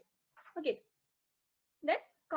കുട്ടികൾക്ക് ആവശ്യമായിട്ടുള്ള ഫുഡ്, ബേബീസിന് ആവശ്യമായിട്ടുള്ള ഫീഡ്, കോംപ്ലിമെന്ററി ഫുഡ് എന്തൊക്കെ കൊടുക്കാൻ സാധിക്കും, അല്ലെങ്കിൽ ബ്രസ്റ്റ് മിൽക്ക് കുറവായിട്ടുള്ളവർക്ക് അതിന് പകരം എന്ത് ഫുഡ്സ് കൊടുക്കാൻ സാധിക്കും, അങ്ങനെയുള്ള പുതിയ പുതിയ സ്കീംസ് കൊണ്ടുവന്ന് ഈ ഒരു ചൈൽഡ് മോർട്ടാലിറ്റി റേറ്റ് ഓൾമോസ്റ്റ് നമുക്ക് അച്ചീവ് ചെയ്യാൻ സാധിച്ചിട്ടുണ്ട്. ഓൾമോസ്റ്റ് ഹാഫ് ആയിട്ട് റെഡ്യൂസ് ചെയ്തിട്ടുണ്ട്. റെക്കോർഡ് അനുസരിച്ച് ഏതാണ്ട് 50% താഴെയാണ് ഇപ്പൊ ഇന്ത്യയിലെ child mortality rate. Maternal health, maternal mortality ratio 75% കുറയ്ക്കുക. അതായത് ഇപ്പൊ 100 പ്രഗ്നന്റ് ലേഡീസിൽ 25 പേർ മാത്രമേ മെറ്റേണൽ മോർട്ടാലിറ്റി റേറ്റിൽ പോവാവുള്ളൂ എന്നുള്ള രീതിയിലേക്ക്, അതായത് 75 സ്ത്രീകളും അത് സർവൈവ് ചെയ്യണം എന്നുള്ള രീതിയിൽ മെറ്റേണൽ മോർട്ടാലിറ്റി റേറ്റ് 75% റേഷ്യോയിൽ റെഡ്യൂസ് ചെയ്യുക. Universal access to reproductive health, ഇത് രണ്ടുമാണ് 5ാമത്തെ MDG പറയുന്നത്. ഏതാണ്ട് 1990യോടുകൂടി 45% മെറ്റേണൽ മോർട്ടാലിറ്റി റേറ്റ് വേൾഡ് വൈഡിൽ അച്ചീവ് ചെയ്തു. ഇതിൽ ഏറ്റവും കൂടുതൽ നടന്നത് 2000 ഓൺവേർഡ്സ്, അല്ലെങ്കിൽ സിൻസ് 2000 ഓൺവേർഡ്സ് ആണ് റിഡക്ഷൻ കൂടുതലായിട്ട് അച്ചീവ് ചെയ്യാൻ സാധിച്ചത്. അതിൽ സൗത്ത് ഏഷ്യയിൽ റേഷ്യോ പറയുന്നുണ്ട് 64% റിഡക്ഷൻ വന്നിട്ടുണ്ട്. Skilled health persons, ASHA workers, ഇവരുടെയൊക്കെ ഇംപ്ലിമെന്റേഷൻ വഴി നമുക്ക് കൂടുതലായിട്ട് മെറ്റേണൽ ഹെൽത്ത് ഇംപ്രൂവ് ചെയ്യാൻ സാധിച്ചു. HIV, എയ്ഡ്സ്, മലേറിയ അതുപോലുള്ള ഡിസീസിനെ കോമ്പാറ്റ് ചെയ്യുക എന്നുള്ളതായിരുന്നു 6ാമത്തെ MDG എന്ന് പറയുന്നത്. HIV-യുടെ സ്പ്രെഡ് കുറയ്ക്കുക, അതായത് അതിന്റെ പകുതിയായിട്ട് 2015 അതൊരു ഹാഫ് ആയിട്ട് റെഡ്യൂസ് ചെയ്യുക. HIV, എയ്ഡ്സിന് ആവശ്യമായിട്ടുള്ള treatment, access to treatment for HIV, AIDS for those who needed by 2010. അതിനുവേണ്ടി പലതരം സ്കീംസും പ്രോഗ്രാംസും ഒക്കെ ഗവൺമെന്റ്സ് കൊണ്ടുവന്നിട്ടുണ്ടായിരുന്നു. ART എന്നൊക്കെ പറയുന്നത് അതിന്റെ ട്രീറ്റ്മെന്റ് ഫെസിലിറ്റി ആണ്. ART ട്രീറ്റ്മെന്റ് ഫെസിലിറ്റി കൂടുതലായിട്ട് സബ് സഹാറൻ ആഫ്രിക്കൻ കൺട്രീസിലായിരുന്നു ഇതിന്റെ റേറ്റ് കൂടുതൽ. സോ അവിടെ കൂടുതലായിട്ട് ഫോക്കസ് ചെയ്യാൻ തുടങ്ങി. 5 ഹാൻഡ് ഇനിഷ്യേറ്റീവ് എന്നൊക്കെ പറയുന്നത് ഈ HIV, എയ്ഡ്സുമായിട്ട് റിലേറ്റ് ചെയ്തൊരു പ്രോഗ്രാം ആണ്. Then ensure environmental sustainability 7ാമത്തെ ടാർഗറ്റ് ആണ്. ബയോഡൈവേഴ്സിറ്റി ലോസ് റെഡ്യൂസ് ചെയ്യുക, അത് അതിന്റെ പ്രപ്പോർഷൻ ഇതിന്റെ ഹാഫ് ആയിട്ട് കുറയ്ക്കുക. ക്ലീൻ ആൻഡ് സേഫ് ഡ്രിങ്കിങ് വാട്ടറും ബേസിക് സാനിറ്റേഷനും 2015 പ്രൊവൈഡ് ചെയ്യുക. നമ്മുടെ സ്വച്ഛ് ഭാരത് മിഷൻ ഒക്കെ അതിന്റെ ഒരു മെയിൻ എയിം ആയിരുന്നു. അതിനുശേഷം ഇപ്പൊ അത് SDG ആയിട്ട് ലിങ്ക് ചെയ്തിട്ടുണ്ട്. ദെൻ സ്ലം ഡ്വല്ലേഴ്സിനെ റെഡ്യൂസ് ചെയ്യുക, അവർക്ക് ആവശ്യമായിട്ടുള്ള ലിവിംഗ് കണ്ടീഷൻസ് പ്രൊവൈഡ് ചെയ്യുക. ഇതൊക്കെ 7 ലൈൻ ടു എൻവയോൺമെന്റൽ സസ്റ്റൈനബിലിറ്റി അണ്ടറിൽ വരുന്നതാണ്. Then 8ാമത്തെ ഗ്ലോബൽ പാർട്ട്ണർഷിപ്പ് ഫോർ ഡെവലപ്മെന്റ്. ഇതിൽ ഓൾമോസ്റ്റ് ഇൻക്ലൂസീവ് ആയിട്ടുള്ള ഡെവലപ്മെന്റിന് വേണ്ടിയിട്ട് പല ഏരിയാസിൽ നിന്നുള്ളവർ അല്ലെങ്കിൽ പല കൺട്രീസിൽ നിന്നുള്ള ആൾക്കാർ ആ ഓരോ കൺട്രീസിലെയും പ്രോബ്ലങ്ങളെ കുറിച്ച് അവർക്ക് ആവശ്യമുള്ള ടെക്നിക്കൽ സപ്പോർട്ട്, ഫിനാൻഷ്യൽ സപ്പോർട്ട്സ്, അവർക്ക് ആവശ്യമുള്ള മെഡിക്കൽ സപ്പോർട്ട്സ് ഇതൊക്കെ പ്രൊവൈഡ് ചെയ്യാൻ വേണ്ടിയിട്ടാണ് ഈ ഒരു 8ാമത്തെ ഗോൾ എന്ന് പറയുന്നത്. ഇപ്പൊ നമ്മുടെ കോവിഡ് വന്ന സമയത്ത് ഈ MDG 8 ഭയങ്കരമായിട്ട് ഹെൽപ്ഫുൾ ചെയ്തിട്ടുണ്ട്. MDG 8ന്റെ അണ്ടറിൽ വന്ന പല സ്കീംസും രാജ്യങ്ങൾ തമ്മിൽ അവരുടെ ട്രീറ്റ്മെന്റ് ഫെസിലിറ്റീസ്, അവരുടെ ട്രീറ്റ്മെന്റ് പ്രോട്ടോകോൾസ് അല്ലെങ്കിൽ അവരുടെ ട്രീറ്റ്മെന്റ് മെഡിസിൻസിനെ കുറിച്ചൊക്കെ അതിന്റെ നോളജിനെ കുറിച്ചൊക്കെ ഷെയർ ചെയ്യാൻ ഹെൽപ്പ് ചെയ്തിട്ടുണ്ടായിരുന്നു ഈ MDG 8 എന്ന് പറയുന്നത്. അതുപോലെ നീഡി ആയിട്ടുള്ള small island developing Nations, land locked developing countries ഇവർക്കൊക്കെ ഉള്ള ആവശ്യങ്ങളെ സപ്പോർട്ട് ചെയ്യാൻ പറ്റുന്നുണ്ടായിരുന്നു. ഒരു നോൺ ഡിസ്ക്രിമിനേറ്ററി നേച്ചറിലായിരുന്നു ഈ MDG 8 എന്ന് പറയുന്നത്. സോ ഓരോന്നും എന്തൊക്കെയാണെന്ന് മെയിൻ ആയിട്ട് ഓർത്തിരിക്കുക, ഏതൊക്കെ നിയർ ബൈ അച്ചീവ് ചെയ്തു എന്നുള്ളത് ഓർത്തിരിക്കുക. ആദ്യത്തെ എക്സ്ട്രീം പോവർട്ടി ആൻഡ് ഹങ്കർ ആണ്. Almost half of the extreme poverty and hunger has been reduced. Half of the target അവർ അച്ചീവ് ചെയ്തിട്ടുണ്ടായിരുന്നു first one. Second one near by 100% achieve ചെയ്തിട്ടുണ്ടായിരുന്നു. തേർഡ് വണ്ണും ഈ പറയും പോലെ ഒരു എൻറോൾമെന്റ് റേഷ്യോ അവർ അച്ചീവ് ചെയ്തു. Girls and boys primary and secondary എഡ്യൂക്കേഷനിൽ എൻറോൾമെന്റ് റേഷ്യോ അവർ അച്ചീവ് ചെയ്തിട്ടുണ്ട്. ചൈൽഡ് മോർട്ടാലിറ്റി അണ്ടർ 5 എന്ന് പറയുന്നത് ഹാഫ് ആയിട്ട് റെഡ്യൂസ് ചെയ്തിട്ടുണ്ട്. മാറ്റേണൽ ഹെൽത്ത് 75% അച്ചീവ് ചെയ്യുക എന്നുള്ളതായിരുന്നു അവരുടെ ഇമ്പോർട്ടന്റ് ആയിട്ടുള്ള ഒരു ടാർഗറ്റ് എന്ന് പറയുന്നത്. ഹാഫ് ഓഫ് ദി ടാർഗറ്റ് അവർ അച്ചീവ് ചെയ്തിട്ടുണ്ട്. HIV ആൻഡ് എയ്ഡ്സിന് ആവശ്യമുള്ള ട്രീറ്റ്മെന്റ്, ART ട്രീറ്റ്മെന്റ് കൂടുതൽ റാപ്പിഡ് ആയിട്ട് അവർ കവർ ചെയ്യാൻ പറ്റിയിട്ടുണ്ട്. More than half of the population who has suffered from HIV, AIDS and malaria has been covered under the treatment facilities.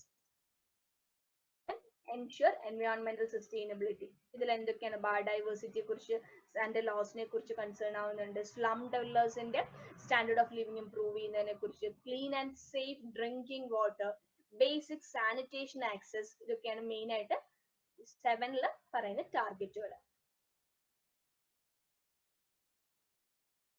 8ൽ global partnership for development.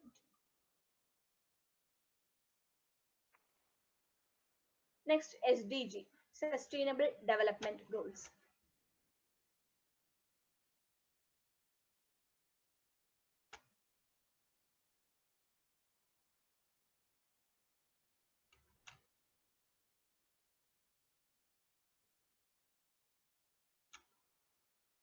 Sustainable development ഗോൾസിന് ഞാനൊരു window share ചെയ്യുന്നുണ്ട്.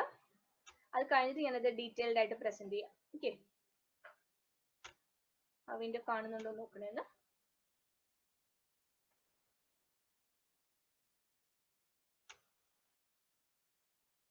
കാണുന്നുണ്ടോ?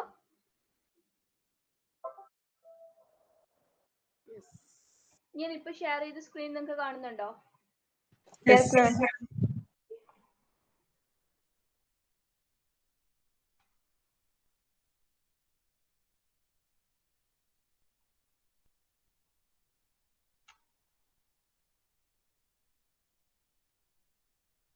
One minute, slide show ആക്കാൻ പറ്റുമോ?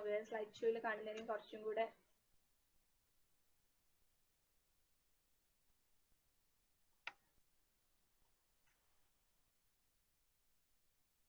കാണുന്നുണ്ടോ?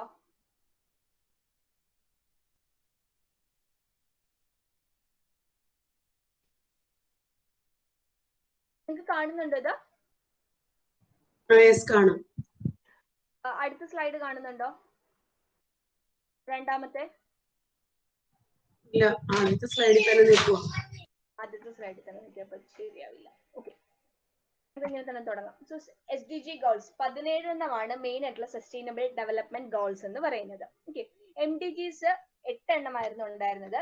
അത് 2015 തീർന്നു. അതിനുശേഷം അവരുടെ ഒരു ഫോളോ അപ്പ് ആയിട്ട് വന്നതാണ് അടുത്ത 15 വർഷത്തേക്ക്, അതായത് 2015 മുതൽ 30 വരെയുള്ള അടുത്ത 15 വർഷത്തേക്കുള്ള സസ്റ്റൈനബിൾ ഡെവലപ്മെന്റ് മെഷർമെന്റ്സ് ആണ് ഈ 17 ഗോൾസ് എന്ന് പറയുന്നത്.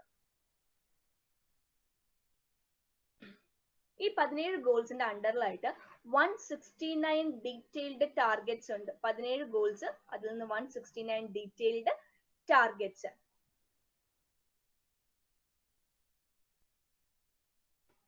എന്താണ് ഈ MDGയിൽ നിന്ന് SDG ഡിഫർ ചെയ്യുന്നത്, അല്ലെങ്കിൽ SDG കൂടുതൽ യുണീക്ക് ആക്കുന്നതെന്ന് ചോദിച്ചു കഴിഞ്ഞാൽ, ഒന്ന് അതിന്റെ യൂണിവേഴ്സാലിറ്റി. അതായത് എല്ലാ രാജ്യങ്ങൾക്കും ഇത് ഈക്വലി അപ്ലൈഡ് ആണ്. എല്ലാ സെക്ടേഴ്സിനും ഇത് ഈക്വലി അപ്ലൈഡ് ആണ്. Whether it is cities, business, schools, organisations, whatever it is, this is called universality. So first thing എന്ന് പറയുന്നത് വാട്ട് മേക്സ് SDG യുണീക്ക് എന്ന് ചോദിച്ചു കഴിഞ്ഞാൽ, ഒന്ന് അതിന്റെ യൂണിവേഴ്സാലിറ്റി ആണ്. യൂണിവേഴ്സാലിറ്റി. രണ്ട്, ഇന്റഗ്രേഷൻ. അതായത് ഓരോ ഗോൾസും അങ്ങോട്ടും ഇങ്ങോട്ടും ഇന്റർ കണക്റ്റഡ് ആണ്. It recognizes that goals are all interconnected in a system. We cannot aim to achieve just one goal. We must achieve them all. അതായത് നമുക്ക് ഒറ്റ ഗോൾ ആയിട്ട്, മില്ലേനിയം ഡെവലപ്മെന്റ് ഗോൾസിൽ ഓരോ ഗോൾസ് ആയിട്ട് നമുക്ക് അച്ചീവ് ചെയ്യാനുള്ള ടാർഗറ്റ്സ് ആയിരുന്നു. പക്ഷെ SDGയുടെ പ്രത്യേകത എന്താ വെച്ചാൽ എന്താണ്, all the goals R Inter connected. ഒന്ന് അച്ചീവ് ചെയ്യാതെ മറ്റൊന്ന് അച്ചീവ് ചെയ്യാൻ പറ്റില്ല. ഒരെണ്ണം അച്ചീവ് ചെയ്താൽ അതിന്റെ കുറെ പോർഷൻസ് ചിലപ്പോൾ SDG 1 അച്ചീവ് ചെയ്ത് കഴിഞ്ഞാൽ SDG 2 കുറെ പോർഷൻസ് അച്ചീവ് ചെയ്യാൻ പറ്റും. അങ്ങനെ ഇന്റർ കണക്റ്റഡ് ആണ്. സോ ഇന്റഗ്രേഷൻ, അതാണ് അതിന്റെ രണ്ടാമത്തെ uniqueness. Third one, it is transformative or its transformation. അതായത് ഈ ഗോൾസ് ഒക്കെ അച്ചീവ് ചെയ്തു കഴിഞ്ഞാൽ it will makes or involves a very big fundamental changes in how we live on earth. നമ്മൾ ഈ ഭൂമിയിൽ ജീവിക്കുന്നതിന് വളരെ ഡ്രാസ്റ്റിക് ആയിട്ടുള്ള ഒരു ചേഞ്ച് കൊണ്ടുവരാൻ സാധിക്കും നമ്മൾ ഈ പറയുന്ന 17 ഗോൾസും അച്ചീവ് ചെയ്തു കഴിഞ്ഞാൽ. So transformation, universality, integration, transformation, ഇത് മൂന്നുമാണ് SDGയുടെ യുണീക്ക് ആയിട്ടുള്ള 3 എലമെന്റ്സ്. So ആദ്യത്തെ SDG, let us take a tour. First one, end poverty in all its forms everywhere. എഴുതി വെച്ചേക്കുക. SDG 1, end poverty in all its forms everywhere.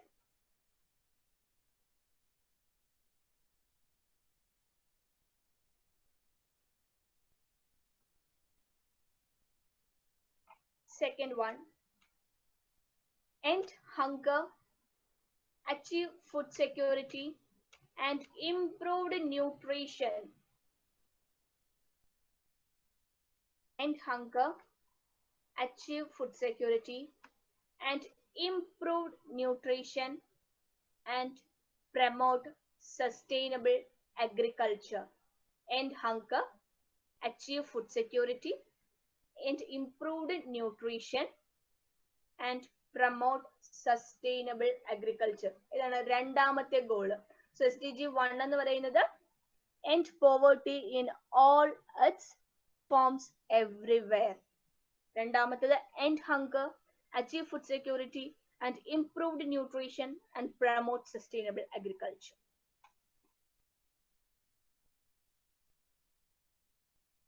Next, ensure, മൂന്നാമത്താണ് ensure healthy lives and promote well-being for all at all ages.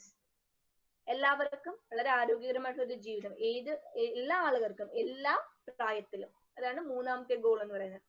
കാര്യം നമ്മളിപ്പോ first goal hunger reduce ചെയ്യണമെങ്കിൽ, poverty reduce ചെയ്യണമെങ്കിൽ second goal നമ്മൾ achieve ചെയ്യണം. അല്ലെങ്കിൽ sustainable agriculture promote ചെയ്ത് food security ഒക്കെ കൂട്ടിക്കഴിഞ്ഞ് കഴിഞ്ഞാൽ നമുക്ക് എന്ത് ചെയ്യാൻ പറ്റും? ഫസ്റ്റ് ഗോളും അച്ചീവ് ചെയ്യാൻ പറ്റും, സെക്കൻഡ് ഗോളും അച്ചീവ് ചെയ്യാൻ പറ്റും. ഈ first and second goal achieve ചെയ്ത് കഴിഞ്ഞാൽ നമുക്ക് മൂന്നാമത്തെ ഗോൾ അച്ചീവ് ചെയ്യാൻ പറ്റില്ല. അതായത് ഹെൽത്തി ലൈഫ് പ്രൊമോട്ട് ചെയ്യാൻ പറ്റും എല്ലാ ആളുകൾക്കും എല്ലാ പ്രായത്തിലും, അല്ലേ? So ensure healthy life and promote well being for all at all ages. 4, ensure inclusive and quality education for all and promote lifelong learning. നമ്മുടെ MDG 2 ആയിരുന്ന പ്രൈമറി എഡ്യൂക്കേഷൻ, ഇതിപ്പം SDG 4 ensure inclusive and quality education for all and promote lifelong learning.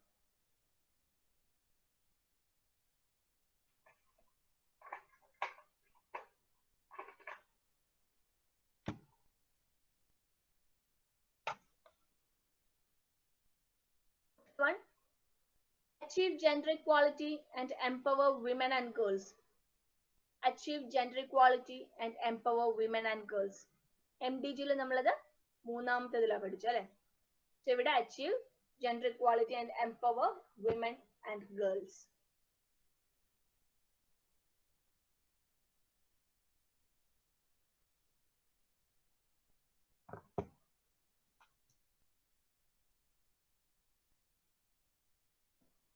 Sixth one, ensure access to water and sanitation for all.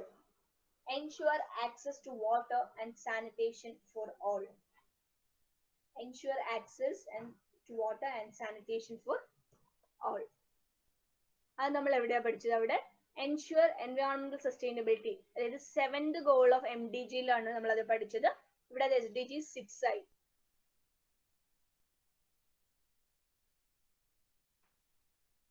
Seventh one, ensure access to affordable, reliable, sustainable and modern energy for all.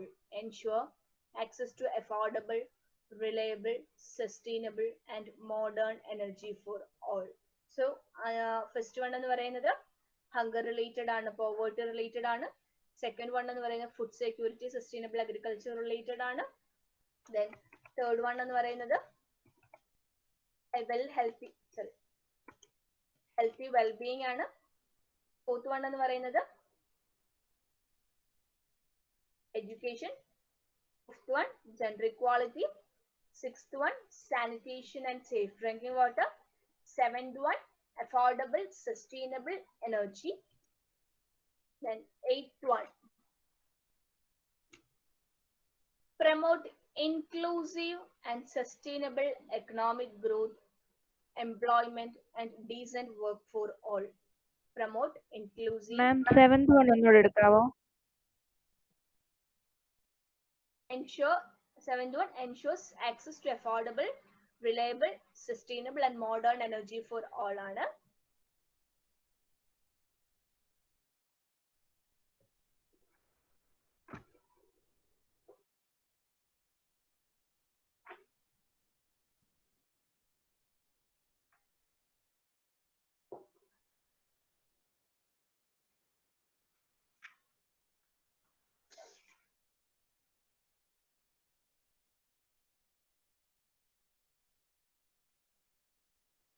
Next, eighth one, promote inclusive and sustainable economic growth, employment and decent work for all.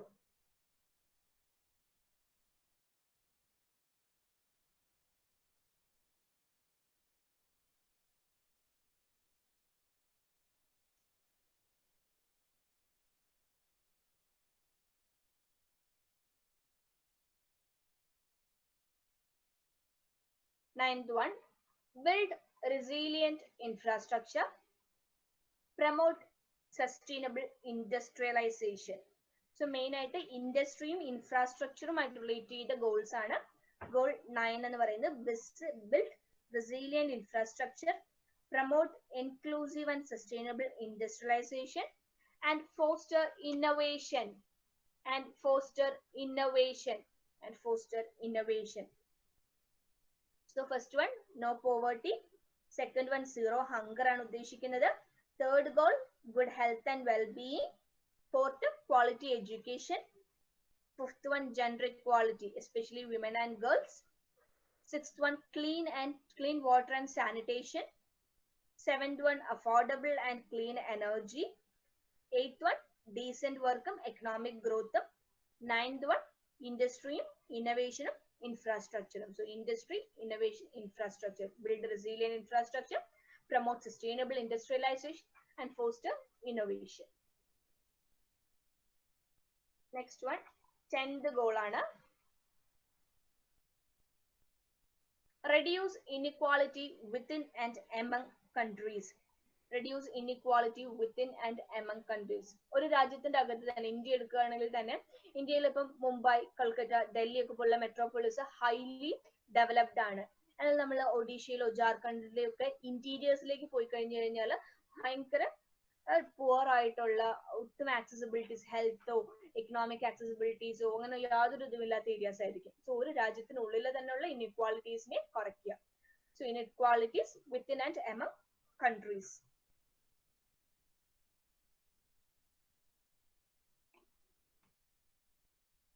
Next 11ാമത്തെ goal, 11th goal, make cities inclusive,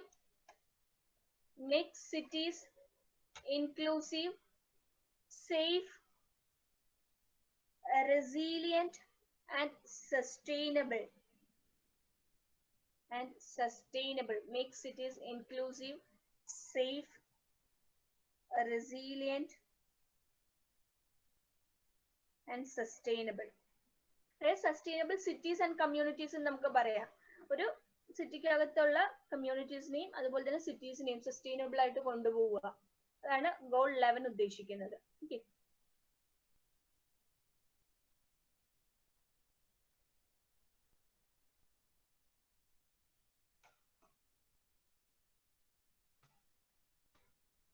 Twelfth one, ensure sustainable consumption and production patterns. Ensure sustainable consumption and production patterns. ഇത് responsible ആയിട്ട് consume ചെയ്യുക, responsible ആയിട്ട് produce ചെയ്യുക, ആവശ്യത്തിനുള്ളത് produce ചെയ്യുക, ആവശ്യത്തിനുള്ളത് ഉപയോഗിക്കുക. So ensure sustainable consumption and production patterns. ഇതാണ് 12ാമത്തെ ഗോള്.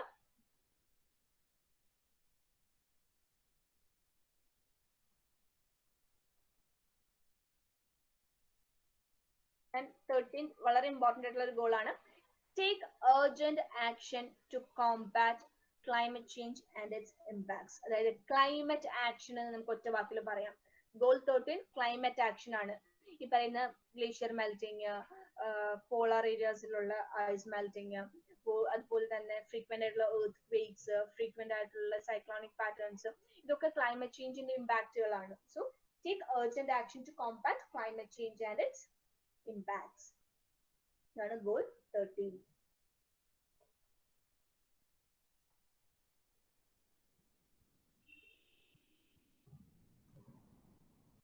Next, goal 14. Goal 14 അതുപോലെ important ആണ്. Conservation and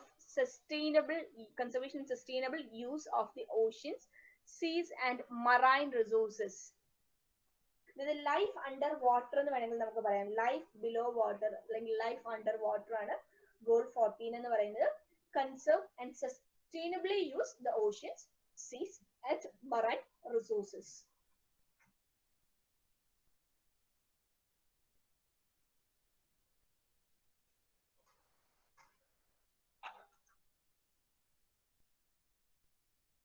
Then goal 15. So 14 life below water ആണെങ്കിൽ 15 life on land ആണ്. അതായത് sustainable management of forest, combat desertification, halt and reverse land degradation, halt biodiversity loss. ഇതൊക്കെയാണ് main ആയിട്ട് under 15 വരുന്നത്.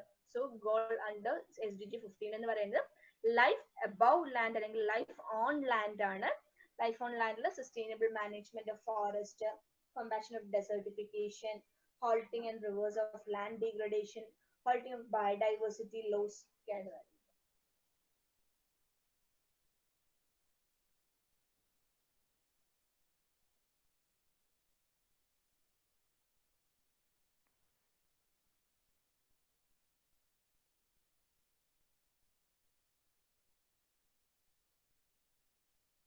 And 16th one,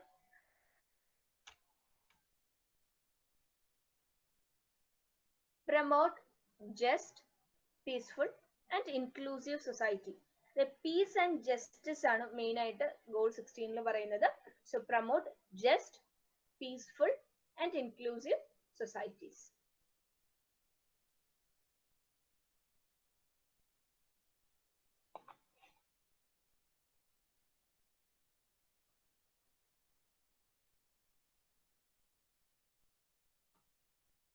one and the final SDG goal, partnerships to achieve the goal ആണ്. അതായത് ഈ പറഞ്ഞ 16 ഗോൾസും achieve ചെയ്യാനുള്ള ഒരു global partnership ആണ് 17 എന്ന് പറയുന്നത്. Revitalise the global partnership four sustainable development. Revitalise the global partnership four sustainable development.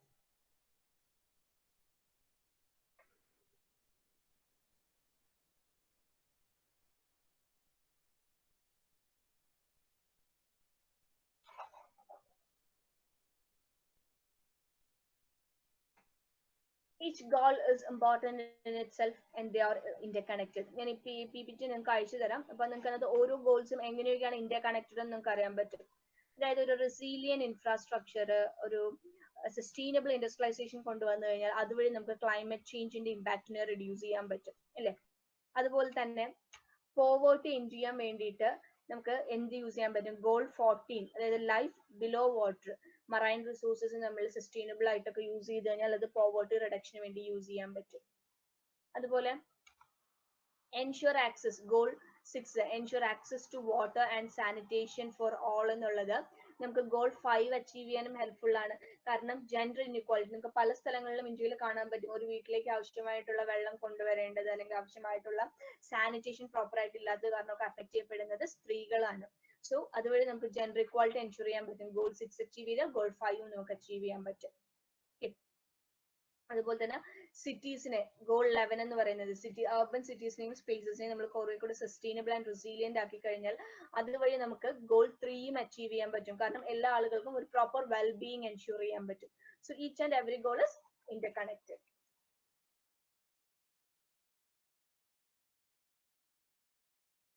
So ഇതിന്റെ ഡീറ്റെയിൽഡ് നമുക്ക് നോക്കാം. പിപിടി ഞാൻ നമുക്ക് ഷെയർ ചെയ്തേക്കാം. ഓക്കെ,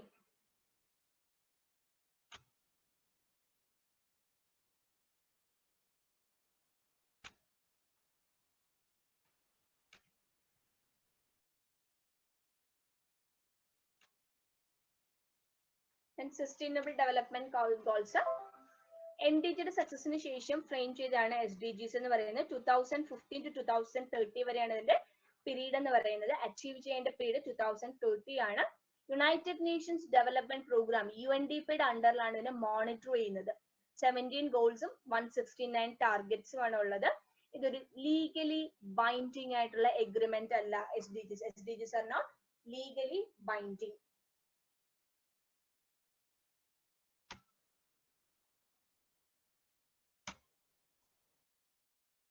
ഗോൾസിന്റെ ഓരോന്നിന്റെയും ജസ്റ്റ് പിക്ചറൈസേഷൻ ആണിത്. സോ ഇതിന്റെ ഡീറ്റെയിൽസ് ആയിട്ട് കൊടുത്തിരിക്കുന്ന കാര്യങ്ങളാണിത്. ഇത് ഫസ്റ്റ് വൺ പോവർട്ടി ഇറാഡിക്കേഷന് വേണ്ടിയിട്ടുള്ളതാണ് മെയിൻ ആയിട്ട്. 1990 to 2015 ഇടയ്ക്കാണ് ഏറ്റവും കൂടുതൽ ഈ എക്സ്ട്രീം പോവർട്ടി ഡ്രോപ്പ് ഔട്ട്സ് നമുക്ക് റെഡ്യൂസ് ചെയ്താണ്ട് ഹാഫ് ആയിട്ട് റെഡ്യൂസ് ചെയ്യാൻ പറ്റിയിരിക്കുന്നത്. പക്ഷെ ഇത്രയും നമ്മൾ റെഡ്യൂസ് ചെയ്യുന്നുണ്ടെങ്കിലും ഇപ്പോഴത്തെ ക്ലൈമറ്റ് ചേഞ്ചും അതുപോലെ തന്നെ കോൺഫ്ലിക്ട്സ്, ഫുഡ് ഇൻസെക്യൂരിറ്റീസും മെയിൻലി സൗത്ത് ഏഷ്യയിലും സബ് സഹാറൻ ആഫ്രിക്കൻ റീജിയൻസിലും ഒക്കെ നടക്കുന്ന ഈ പറയുന്ന climate change issues, conflict issues, food insecurity ഒക്കെ അതിനെ നെഗറ്റീവായിട്ട് അഫക്ട് ചെയ്യുന്നുണ്ട്.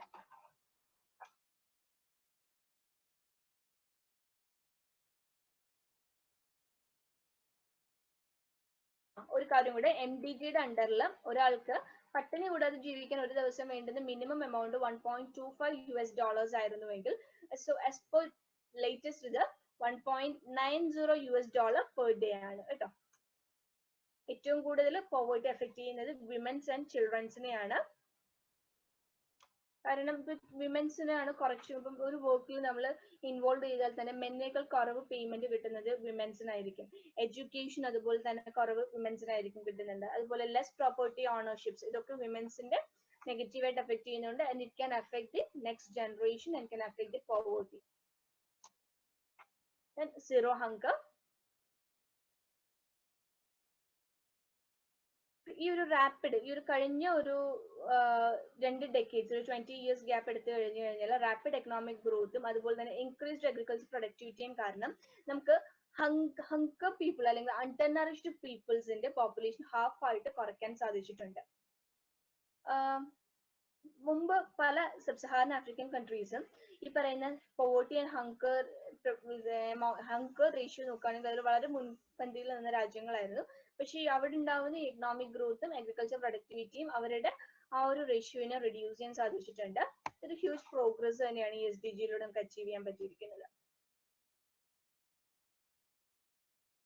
Good wealth and wellbeing. Health and വെൽബീയിങ്ങിൽ നമ്മൾ HIV, മലേറിയ റിലേറ്റഡ് ഡെത്ത്സ് നമ്മൾ ഹാഫ് ആയിട്ട് റെഡ്യൂസ് ചെയ്തിട്ടുണ്ട്. അതുപോലെ തന്നെ കൂടുതലായിട്ട് നമുക്ക് അവർക്ക് ഇമ്മ്യൂണിറ്റി ഇംപ്രൂവ് ചെയ്യാനായിട്ടുള്ള വാക്സിനേഷൻസ് ഇൻട്രൊഡ്യൂസ് ചെയ്യാൻ സാധിച്ചിട്ടുണ്ട്. കൂടുതലായിട്ട് മെയിൻ ആയിട്ട് സോഷ്യൽ ഇൻഇക്വാളിറ്റീസ്, അതുപോലെ തന്നെ റാപ്പിഡ് അർബനൈസേഷൻ, ക്ലൈമറ്റ് ആൻഡ് എൻവയോൺമെന്റൽ ത്രെറ്റ്, ഇതിന്റെയൊക്കെ കൂടെ ഈ HIV ബേർഡൻ അല്ലെങ്കിൽ ഇൻഫെക്ഷ്യസ് ഡിസീസസ് എന്ന് പറയുന്ന ഒരു ചലഞ്ച് ആയിട്ട് വന്നിരിക്കുകയാണ് നോൺ കമ്മ്യൂണിക്കബിൾ ഡിസീസിനോടൊപ്പം തന്നെ. Okay, so universal health coverage SDG 3 achieve ചെയ്യുന്നതോടുകൂടി യൂണിവേഴ്സൽ ഹെൽത്ത് കവറേജ് നമുക്ക് അച്ചീവ് ചെയ്യാൻ പറ്റും. ആ യൂണിവേഴ്സൽ ഹെൽത്ത് കവർ അച്ചീവ് ചെയ്യുക, പോവർട്ടി എൻഡ് ചെയ്യുക, ഇൻഇക്വാളിറ്റീസ് റെഡ്യൂസ് ചെയ്യുക, ഈ 3 കാര്യങ്ങളിലൂടെ നമുക്ക് ഗോൾ 3യും അച്ചീവ് ചെയ്യാൻ പറ്റുന്നതാണ്. Next, quality education. നമ്മൾ കഴിഞ്ഞ MDGയിൽ നമ്മൾ പറഞ്ഞു എഡ്യൂക്കേഷനിൽ നമുക്ക് നല്ലൊരു എൻറോൾമെന്റ് റേഷ്യോ ഇംപ്രൂവ് ചെയ്തിട്ടുണ്ട്. 2015 91% ആയിട്ട് നമുക്ക് ടോട്ടൽ എൻറോൾമെന്റ് റേഷ്യോ ഡെവലപ്പിംഗ് റീജിയൻസിൽ ഇൻക്രീസ് ചെയ്തിട്ടുണ്ട്. നല്ലൊരു പ്രോഗ്രസ് ആണ് ഇതിൽ കാണിച്ചിരിക്കുന്നത്. സോ ഗോൾ 4ലും നല്ലൊരു പ്രോഗ്രസ് വന്നിട്ടുണ്ട്. Then 5th one, gender equality. ഒരു 15 വർഷത്തിന് മുമ്പുള്ള കണക്ക് എടുത്തു കഴിഞ്ഞു കഴിഞ്ഞാൽ ഇപ്പൊ കൂടുതൽ പെൺകുട്ടികൾ സ്കൂളുകളിലേക്ക് എൻറോൾ ചെയ്തിട്ടുണ്ട്. സോ അതുവഴി നമുക്ക് ഒരു പ്രൈമറി എഡ്യൂക്കേഷനുള്ള ഒരു ജെൻഡർ പാരിറ്റി അച്ചീവ് ചെയ്യാൻ സാധിച്ചിട്ടുണ്ട്. ഓക്കെ, ഒരു ബേസിക് ഹ്യൂമൻ റൈറ്റ് ആയിട്ട് മാത്രമല്ല വിമൻസിനും ഗേൾസിനും എതിരെയുള്ള ഒരു ഡിസ്ക്രിമിനേഷൻ എൻഡ് ചെയ്യുക, അവർക്കൊരു ക്രൂഷ്യൽ സസ്റ്റൈനബിൾ ഫ്യൂച്ചർ പ്രൊവൈഡ് ചെയ്യുക, ഇതൊക്കെയാണ് മെയിൻ ആയിട്ട് ഗോൾ 5 അവർ പ്രൊമോട്ട് ചെയ്യുന്നത്. Then clean water and sanitation. ഈ ഒരു വാട്ടർ സ്കാസിറ്റിയുടെ ഫിഗർ എന്ന് പറയുന്നത് ഇപ്പൊ ഒരു അലാമിംഗ് റേറ്റിൽ ഇൻക്രീസ് ചെയ്തുകൊണ്ടിരിക്കുകയാണ്. ടെമ്പറേച്ചർ ഇൻക്രീസ് ചെയ്യുന്നതനുസരിച്ച് നമുക്ക് ആവശ്യത്തിനുള്ള പ്രോപ്പർ ക്ലീൻ വാട്ടർ ആക്സസിബിലിറ്റിയോ ക്ലീൻ വാട്ടർ പ്രൊവൈഡ് ചെയ്യാനോ സാധിക്കുന്നില്ല population. So more than 40% of the പോപ്പുലേഷനെയാണ് ഈ വാട്ടർ സ്കാസിറ്റി അഫക്ട് ചെയ്തിരിക്കുന്നത്. Okay, 2050 it's projected that at least 1 in 4 people will suffer recurring water shortages. Safe and affordable drinking water for all by 2030 requires we invest in adequate infrastructure, provide sanitation facilities, and encourage hygiene. Protecting and restoring water-related ecosystem is essential. അതായത് ഇനി വരാൻ പോകുന്ന ഒരു 10-30 വർഷങ്ങൾക്കുള്ളിൽ ഇന്ത്യയിൽ നമ്മുടെ പല സ്ഥലങ്ങളിലും they are going to face this water shortages and scarcities. ഒരു പുതിയ വേൾഡ് ഇക്കണോമിക് ഫോറത്തിന്റെ കഴിഞ്ഞ ദിവസത്തെ ഒരു റിപ്പോർട്ട് അനുസരിച്ച് ന്യൂ ഓർലാൻഡ്സ്, അതുപോലെ ഷാങ്ഹായ്, ജക്കാർത്ത ഇതുപോലുള്ള കോസ്റ്റൽ സിറ്റീസ് എന്ന് പറയുന്നത് ഇനി വരാൻ പോകുന്ന ഒരു വലിയൊരു വാട്ടർ സ്കാസിറ്റി ഫേസ് ചെയ്യാൻ പോകുന്ന സിറ്റീസ് ആണ്. കാരണം അവിടെ കൂടുതലായിട്ട് ഗ്രൗണ്ട് വാട്ടർ അവർ അബ്സോർബ് ചെയ്യും. ഗ്രൗണ്ട് വാട്ടർ യൂസിന് വേണ്ടി ഡ്രിങ്കിങ് വാട്ടർ പർപ്പസിന് വേണ്ടി ഗ്രൗണ്ട് വാട്ടർ ആണ് യൂസ് ചെയ്യുന്നത്. ഈ ഗ്രൗണ്ട് വാട്ടർ കൂടുതലായിട്ട് എടുക്കുന്നതനുസരിച്ച് അവരുടെ ലാൻഡ് സബ്സൈഡ് ചെയ്തുകൊണ്ടിരിക്കുകയാണ്. ലാൻഡ് സിങ്ക് ചെയ്യുന്നതിനോടൊപ്പം തന്നെ സീ ലെവൽ റൈസ് ചെയ്തുകൊണ്ടിരിക്കുകയാണ്. സോ ഈ ഗ്രൗണ്ട് വാട്ടറിനുള്ളിലേക്കും ഈ പറയുന്ന sea water, salt water intrusions ഉണ്ടായിക്കൊണ്ടിരിക്കുന്നു. സോ ഡ്രിങ്കിങ്ങിന് പ്രോപ്പർ യൂസ് ചെയ്യാൻ പറ്റാതെ വരുന്നുണ്ട്. So the future of these cities are going to be water scarce. Okay, so goal 6 achieve ചെയ്യുന്നതിലൂടെ മാത്രമേ നമുക്ക് അതിലൊരു പരിധി വരെയെങ്കിലും റിഡക്ഷൻ കൊണ്ടുവരാൻ സാധിക്കുള്ളൂ. Then goal 7, affordable and clean energy.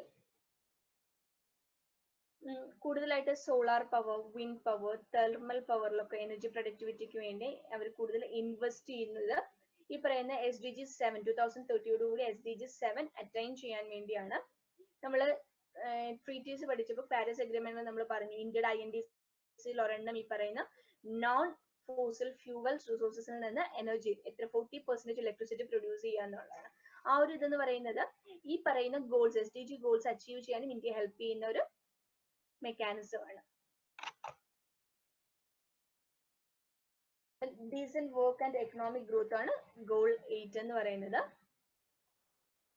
ഒരു കഴിഞ്ഞ 25 വർഷം എടുത്താൽ എക്സ്ട്രീം പോവേർട്ടിയിൽ ജീവിക്കുന്ന ജോലിക്കാരുടെ എണ്ണം കുറഞ്ഞിട്ടുണ്ട്, ഡ്രാമാറ്റിക്കലി ആയിട്ട് കുറഞ്ഞിട്ടുണ്ട്. എന്നാലും 2008 ഒരു എക്കണോമിക് ക്രൈസിസ് ഉണ്ടായിരുന്നെങ്കിൽ കൂടി അത് കുറഞ്ഞിട്ടുണ്ടെന്നാണ് ഈ പറയുന്ന SDG ഗോൾസ് കാണിക്കുന്നത്.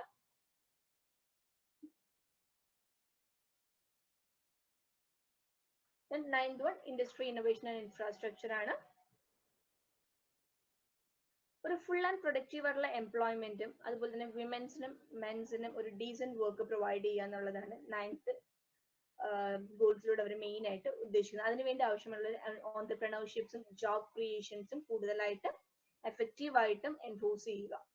അതുപോലെ തന്നെ ഫോഴ്സ്ഡ് ലേബർ കുറയ്ക്കുക, സ്ലേവറി ഇല്ലാണ്ടാക്കുക, ഹ്യൂമൻ ട്രാഫിക്കിംഗ് ഇല്ലാണ്ടാക്കുക. ഇതൊക്കെ ഗോൾ 9 അണ്ടറിൽ വരുന്ന എയിംസ് ആണ്. സസ്റ്റൈനബിൾ ഇൻഡസ്ട്രീസ് പ്രൊമോട്ട് ചെയ്യുക, അതിനുവേണ്ടി കൂടുതൽ സയന്റിഫിക് റിസർച്ചിനും ഇന്നോവേഷൻസിനും വേണ്ടി ഇൻവെസ്റ്റ് ചെയ്യുക, അതുവഴി ഒരു സസ്റ്റൈനബിൾ ഡെവലപ്മെന്റ് പ്രൊമോട്ട് ചെയ്യുക. ഇതൊക്കെയാണ് അതിനകത്ത് മെയിൻ ആയിട്ട് അവർ അച്ചീവ് ചെയ്യാൻ ഉദ്ദേശിക്കുന്ന ടാർഗറ്റുകൾ. 10th one, reduced inequalities. Income inequality ആണ് മെയിൻ ആയിട്ട് ഇവർ ഉദ്ദേശിക്കുന്നത്. അത് ഓൾമോസ്റ്റ് എല്ലായിടത്തും ഒരു കഴിഞ്ഞൊരു 10-15 വർഷം എടുത്തു കഴിഞ്ഞാൽ നല്ല രീതിയിൽ ആ ഇൻകം പെണ്ണുങ്ങളും ആണുങ്ങളും തമ്മിലൊരു ഇൻകം ഇൻഇക്വാളിറ്റി നന്നായിട്ട് റെഡ്യൂസ് ചെയ്തിട്ടുണ്ട്. ഏറ്റവും കുറവ് ഇൻകം ഇൻഇക്വാളിറ്റി നമുക്ക് കാണാൻ കഴിയുന്നത് യൂറോപ്യൻ നേഷൻസിലും, എന്നാൽ ഏറ്റവും കൂടുതൽ ഇൻകം ഇൻഇക്വാളിറ്റി കാണാൻ കഴിയുന്നത് മിഡിൽ ഈസ്റ്റ് നേഷൻസിലുമാണ്.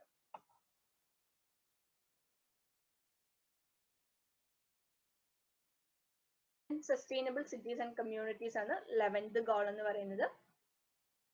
2050 ലോകത്തിലെ ഏതാണ്ട് 6.5 ബില്യൺ പീപ്പിൾ, ഏതാണ്ട് 2/3 ഓഫ് ഹ്യൂമൻ പോപ്പുലേഷൻ ജീവിക്കാൻ പോകുന്ന അർബൻ ഏരിയാസിലാണ്.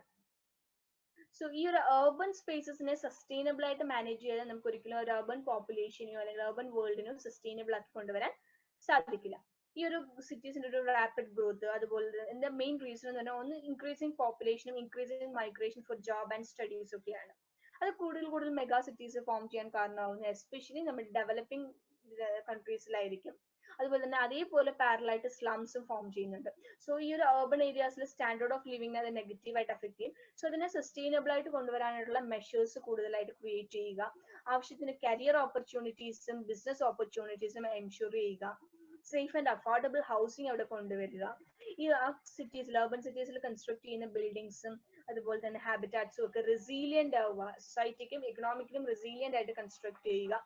ഇതൊക്കെയാണ് 11th ഗോളിലൂടെ അച്ചീവ് ചെയ്യാൻ ഉദ്ദേശിക്കുന്നത്. പബ്ലിക് ട്രാൻസ്പോർട്ടിൽ കൂടുതൽ ഇൻവെസ്റ്റ് ചെയ്യുക, കൂടുതൽ ഈ urban സ്പേസ് കൂടുമ്പോൾ കൂടുതൽ കോൺക്രീറ്റ് സ്പേസസ് ഉണ്ടാവും. ആ കോൺക്രീറ്റ് സ്പേസസിനോടൊപ്പം തന്നെ കൂടുതൽ urban green spaces, green public spaces ensure ചെയ്യുക, അതായത് പ്രോപ്പർ urban പ്ലാനിങ് കൊണ്ടുവരിക, അതുപോലെ തന്നെ കൂടുതലായിട്ട് പബ്ലിക് പ്രൈവറ്റ് പാർട്ട്ണർഷിപ്സ് കൊണ്ടുവന്ന് അതിന്റെ ക്വാളിറ്റി കൂടുതലായിട്ട് ഇംപ്രൂവ് ചെയ്യുക. ഇതൊക്കെയാണ് 11th ഗോളിലൂടെ അവർ അച്ചീവ് ചെയ്യാൻ ഉദ്ദേശിക്കുന്നത്. 12th goal, responsible consumption and production.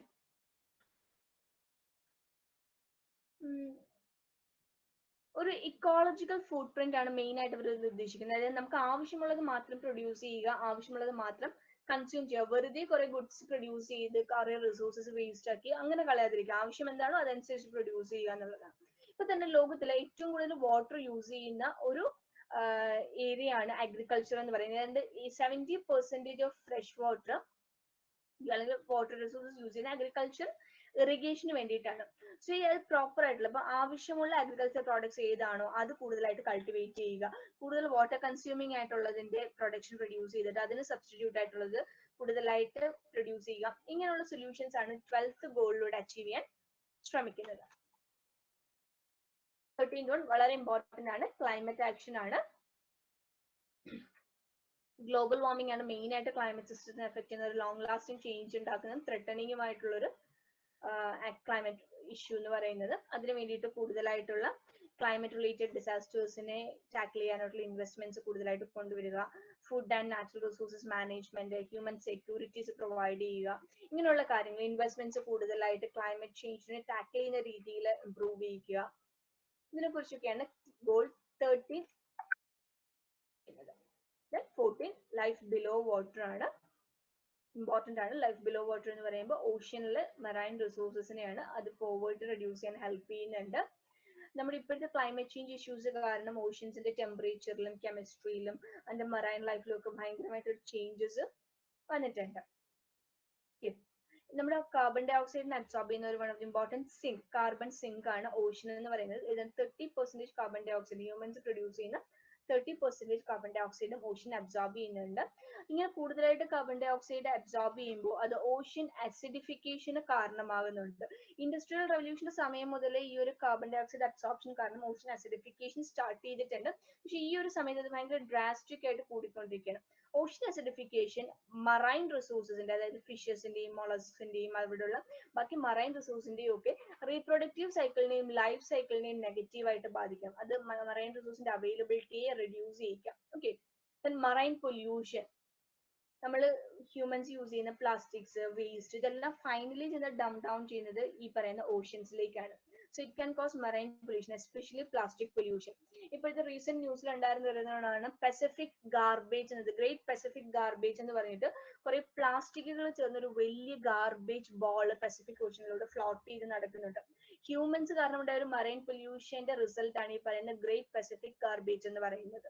Okay, ഈ പ്ലാസ്റ്റിക് ലിറ്റേഴ്സ് എന്ന് പറയുന്നത് ഏതാണ്ട് 13,000 പ്ലാസ്റ്റിക് ലിറ്റേഴ്സ് ആണ് ഓരോ സ്ക്വയർ കിലോമീറ്റർ ഓഫ് ഓഷ്യൻസിലും നമുക്ക് കാണാൻ സാധിക്കുന്നത്. അതിൽ തന്നെ മൈക്രോ പ്ലാസ്റ്റിക്സ് ആണ് കൂടുതലായിട്ട് വരുന്നത്. മൈക്രോ പ്ലാസ്റ്റിക്സിന്റെ പ്രശ്നം എന്താന്ന് വെച്ച് കഴിഞ്ഞാൽ ഈ മൈക്രോ പ്ലാസ്റ്റിക്സ് ഈ പറയുന്ന മറൈൻ റിസോഴ്സ് ആയിട്ടുള്ള ഫിഷസും മറ്റും കൺസ്യൂം ചെയ്യുന്നു. ഈ ഫിഷസിനെ ഹ്യൂമൻസ് കൺസ്യൂം ചെയ്യുന്നു. ഇത് ഡയറക്ട്ലി ഹ്യൂമൻസിന്റെ ബോഡീസിലേക്ക് എത്തുന്നു. ഈ ഹ്യൂമൻസിന്റെ ബോഡീസിൽ തന്നെ അൺബോൺഡ് ബേബീസ് അല്ലെങ്കിൽ പ്രഗ്നന്റ് ലേഡീസിന്റെ വൂമ്പിലുള്ള ബേബീസിനെ മൈക്രോ പ്ലാസ്റ്റിക്സ് നെഗറ്റീവായിട്ട് അഫക്ട് ചെയ്യുകയും അബോർഷൻസും ബർത്ത് ഡിഫക്ട്സിനും കാരണമാവുകയും ചെയ്യുന്നുണ്ട്. സോ പ്ലാസ്റ്റിക് പൊല്യൂഷൻ എന്ന് പറഞ്ഞാൽ one of the most important concern related to marine pollution ആണ്. പിന്നുള്ളത് ഓയിൽ സ്പില്ലേജ്. നമുക്ക് ഈ അടുത്തിടയ്ക്ക് റഷ്യയിലെ ഒരു ഓയിൽ സ്പില്ലേജ് നടന്നിട്ടുണ്ടായിരുന്നു. ഈ ഓയിൽ സ്പില്ലേജ് കാരണം കൂടുതലായിട്ട് എഫക്ട് ചെയ്യുന്നത് മെയിൻ ആയിട്ട് മറൈൻ സ്പീഷീസ് ആയ ബേർഡ്സിനെയും അതുപോലെ തന്നെ ഫിഷസിനെയുമാണ്. അവരുടെ ഡൈജസ്റ്റീവ് സിസ്റ്റത്തിലേക്ക് ഇത് എൻറ്റർ ചെയ്യുകയും അതുവഴി ഹ്യൂമൻസിലേക്ക് ഇത് അക്യുമുലേറ്റ് ചെയ്യുകയും ചെയ്യുന്നുണ്ട്. ഓക്കെ, സോ ഇപ്പൊ റീസെന്റ് ഓയിൽ സ്പില്ലേജ്, ഓഷ്യയിലെ ഓയിൽ സ്പില്ലേജ് നടന്ന ഒരു റിവർ ഉണ്ട്. ആ റിവർ ഈ പറയുന്ന ഓഷ്യൻസിലേക്കാണ് വന്ന് ചേരുന്നത്. ആ ഓയിൽ സ്പില്ലേജ് നടന്ന റിവറിന്റെ പേര് ഏതാന്ന് ഓർമ്മയുണ്ടോ? ന്യൂസ് പേപ്പർ വായിച്ച ആരെങ്കിലും ഉണ്ടെങ്കിൽ. ഒരു നോർലിസ്ക് ഡീസൽ ഓയിൽ സ്പില്ലാണ് നടന്നത്. ഒരു തെർമൽ പവർ പ്ലാന്റിൽ നിന്നാണ് ഈ ഒരു ഓയിൽ സ്പിൽ ഉണ്ടായത്.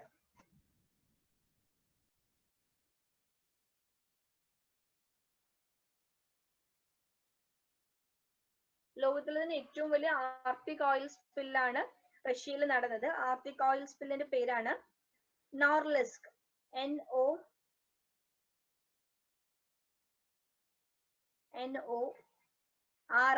NORILSK, Norilsk diesel oil spill. Norilsk diesel oil spill റഷ്യയിലാണ്.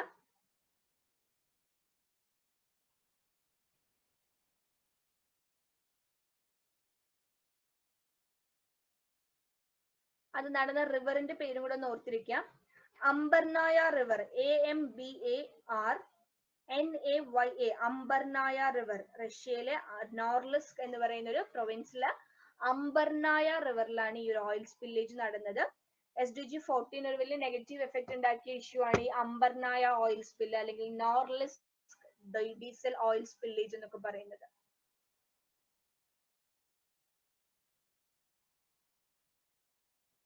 Then 15th one, life on land. Main ആയിട്ട് നമ്മൾ ഈ പറയുന്ന പ്ലാന്റ്സ്, ഹ്യൂമൻ ഡൈറ്റ്സിനെ സർവൈവ് ചെയ്യാൻ ഹെൽപ്പ് ചെയ്യുന്ന 80% ഓഫ് ഹ്യൂമൻ ഡൈറ്റ്സ് പ്രൊവൈഡ് ചെയ്യുന്ന പ്ലാന്റ്സിൽ നിന്ന്, അഗ്രികൾച്ചറിൽ നിന്നാണ്. സോ അതിന് കൂടുതൽ സസ്റ്റൈനബിൾ ആക്കി കൊണ്ടുവരിക, കൂടുതൽ ഫോറസ്റ്റ് കവർ എർത്തിലേക്ക് പ്രൊവൈഡ് ചെയ്യുക, അതുവഴി കൂടുതൽ സ്പീഷീസിന്റെ ഹാബിറ്റാറ്റ് എൻഷുർ ചെയ്യുക, clean air and water provide ചെയ്യുക, ക്ലൈമറ്റ് ചേഞ്ചിനെ ടാക്കിൾ ചെയ്യുക. ഇതെല്ലാം ഇതിന്റെ ഇൻഹിബിറ്റഡ് ആയിട്ടുള്ള ടാർഗറ്റുകളാണ്. അതുപോലെ വൈൽഡ് ലൈഫ് ട്രാക്കിംഗ് റെഡ്യൂസ് ചെയ്യുക, ബയോഡൈവേഴ്സിറ്റി ലോസ് റെഡ്യൂസ് ചെയ്യുക, ഫ്യൂവൽ കോൺഫ്ലിക്ട്സ് റെഡ്യൂസ് ചെയ്യുക. 16th one, peace, justice and strong institutions. Human rights, നമ്മളിപ്പോ റോഹിംഗ്യാസിന്റെ ഇടയിലൊക്കെ നമ്മൾ കാണുന്നില്ല ഹ്യൂമൻ റൈറ്റ് വയലേഷൻ ഇഷ്യൂസ്, അതൊക്കെ റിസോൾവ് ചെയ്യുക, അതിനെ കൂടുതൽ എൻഷുർ ചെയ്യുക, ഹ്യൂമൻ റൈറ്റ്സിനെ കൂടുതൽ പീസും സെക്യൂരിറ്റിയും പ്രോസ്പെറിറ്റിയും എൻഷുർ ചെയ്യുക, കോൺഫ്ലിക്റ്റും വയലൻസും ഒക്കെ മാക്സിമം റെഡ്യൂസ് ചെയ്യുക. ഇതൊക്കെയാണ് 16th ഗോളിന്റെ മെയിൻ എയിംസ് എന്ന് പറയുന്നത്. Then 17th one, ഇതിനു വേണ്ടിയിട്ടുള്ള ഓർഗനൈസേഷൻസിന്റെയും ഗ്ലോബൽ ഓർഗനൈസേഷൻസിന്റെയും നേഷൻസിന്റെയും ഒക്കെ പ്രോപ്പർ ആയിട്ടുള്ള കോപ്പറേഷനും പാർട്ടിസിപ്പേഷൻസും അല്ലെങ്കിൽ പാർട്ട്ണർഷിപ്സും ഒക്കെ എൻഷുർ ചെയ്യുക. അതിനുവേണ്ടി കോർഡിനേറ്റിംഗ് പോളിസീസ് കൊണ്ടുവരിക. ഡെവലപ്പിംഗ് കൺട്രീസിന് കൂടുതലായിട്ട് അവരുടെ ഗോൾസ് അച്ചീവ് ചെയ്യാനായിട്ടുള്ള ഹെൽപ്സ് കൊടുക്കുക. ട്രേഡിംഗ് സിസ്റ്റം കൂടുതൽ ഫെയർ ആൻഡ് ഓപ്പൺ ആക്കുക. ഇതൊക്കെയാണ് 17th ഗോൾ വഴി എയിം ചെയ്യുന്നത്. SDG അറ്റൈൻ ചെയ്യാനായിട്ട് ഇന്ത്യ ഗവൺമെന്റ് കുറച്ച് പ്രോഗ്രാംസ് കൊണ്ടുവന്നിട്ടുണ്ട്. ആ പ്രോഗ്രാംസിന്റെ പേരുകൾ ജസ്റ്റ് ഒന്ന് ഓർത്തിരിക്കുക. ഒന്ന് നമ്മുടെ Mahatma Gandhi national rural employment guarantee programme ആണ്.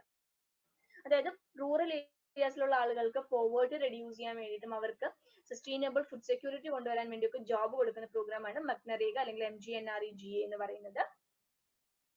National urban and rural livelihood mission, job കൊടുക്കുന്ന ഒരു മിഷനാണ്. പ്രധാൻ മന്ത്രി Jan Dhan Yojana, then National Food Security Mission, National Health Mission, Education Mission, then Beti Bachao Beti Padhao, Gender Equality Ensuring, Goal 5, then Swachh Bharat Mission, Goal 6, Clean India Mission, അതായത് clean water and sanitation provide ചെയ്യുന്നുണ്ട് Swachh Bharat Mission, National Rural Drinking Program, Goal 6 achieve ചെയ്യാൻ help ചെയ്യുന്നുണ്ട്. പ്രധാൻ മന്ത്രി ആവാസ് യോജന, റൂറലും ഉണ്ട് അർബനും ഉണ്ട്, housing for all. നമ്മൾ പറഞ്ഞു sustainable cities കൂടുതലായിട്ട് പ്രൊവൈഡ് ചെയ്യുക, റെസിലിയന്റ് സ്ട്രക്ചേഴ്സ്, ഗോൾ 9, ഗോൾ 11 ഇതൊക്കെ അച്ചീവ് ചെയ്യാൻ ഹെൽപ്പ് ചെയ്യുന്നതാണ് പ്രധാൻ മന്ത്രി ആവാസ് യോജന. ദെൻ പ്രധാൻ മന്ത്രി ഗ്രാം സഡക് യോജന, ട്രാൻസ്പോർട്ടേഷൻ കൂടുതലായിട്ട് എഫക്ട് ചെയ്യുക, പ്രോപ്പർ പ്രൊഡക്ഷൻ ആൻഡ് കൺസംഷൻസ് ഒക്കെ ഇംപ്രൂവ് ചെയ്യിക്കുക. പ്രധാൻ മന്ത്രി കൃഷി Sinchayee Yojana, life above land അല്ലെങ്കിൽ ലൈഫ് ഓൺ ലാൻഡ്, അത് ഗോൾ 15. അതുപോലെ തന്നെ ഗോൾ 1, ഗോൾ 2 ഇതൊക്കെ അച്ചീവ് ചെയ്യാൻ ഹെൽപ്പ് ചെയ്യുന്നുണ്ട്. പ്രധാൻ മന്ത്രി Ujjwal Yojana, affordable energy, goal 7 achieve ചെയ്യാൻ ഹെൽപ്പ് ചെയ്യുന്നുണ്ട്. Then national mission four A green India, life on land, goal 15 achieve ചെയ്യാൻ ഹെൽപ്പ് ചെയ്യുന്നുണ്ട്. ഓക്കെ, സോ ഇതൊക്കെയാണ് major initiatives. The strategic plan 2018-19, UNDP യുടെ തന്നെ ഒരു പുതിയ സെറ്റ് ഓഫ് ഡയറക്ഷൻസ് ആണ്. മെയിൻ ആയിട്ട് 2030 agenda, sustainable development goals agenda achieve ചെയ്യാനായിട്ട് കൺട്രീസിനെ ഹെൽപ്പ് ചെയ്യുക എന്നുള്ളതായിരുന്നു ഈ 2018-21 സ്ട്രാറ്റജിക് പ്ലാൻ ഓഫ് UNDP എന്ന് പറയുന്നത്. മെയിൻ ആയിട്ട് പോവേർട്ടി, എല്ലാ ഫോംസിലുള്ള പോവേർട്ടിയും എറാഡിക്കേറ്റ് ചെയ്യുക, അതുപോലെ സ്ട്രക്ചറൽ ട്രാൻസ്ഫോർമേഷൻസ് കൂടുതലായിട്ട് ഇൻക്രീസ് ചെയ്യിക്കുക, പെട്ടെന്ന് ഉണ്ടാവുന്ന ഷോക്സിൽ നിന്നും ക്രൈസിസിൽ നിന്നും ഒക്കെ കൂടുതൽ റെസീലിയൻസോടുകൂടി ബിൽഡപ്പ് ചെയ്ത് തിരിച്ചു വരിക, അവർക്കൊരു safe guard development games ensure ചെയ്യുക. ഇതൊക്കെയാണ് 2018-21 സ്ട്രാറ്റജിക് പ്ലാനിലൂടെ അവർ എഫേർട്ട് ഇടുന്നത്. സോ എന്തെങ്കിലും ഡൗട്ട് ഉണ്ടോ? SDGs, MDGs, എൻവയോൺമെന്റൽ ട്രീറ്റീസ് ഒക്കെ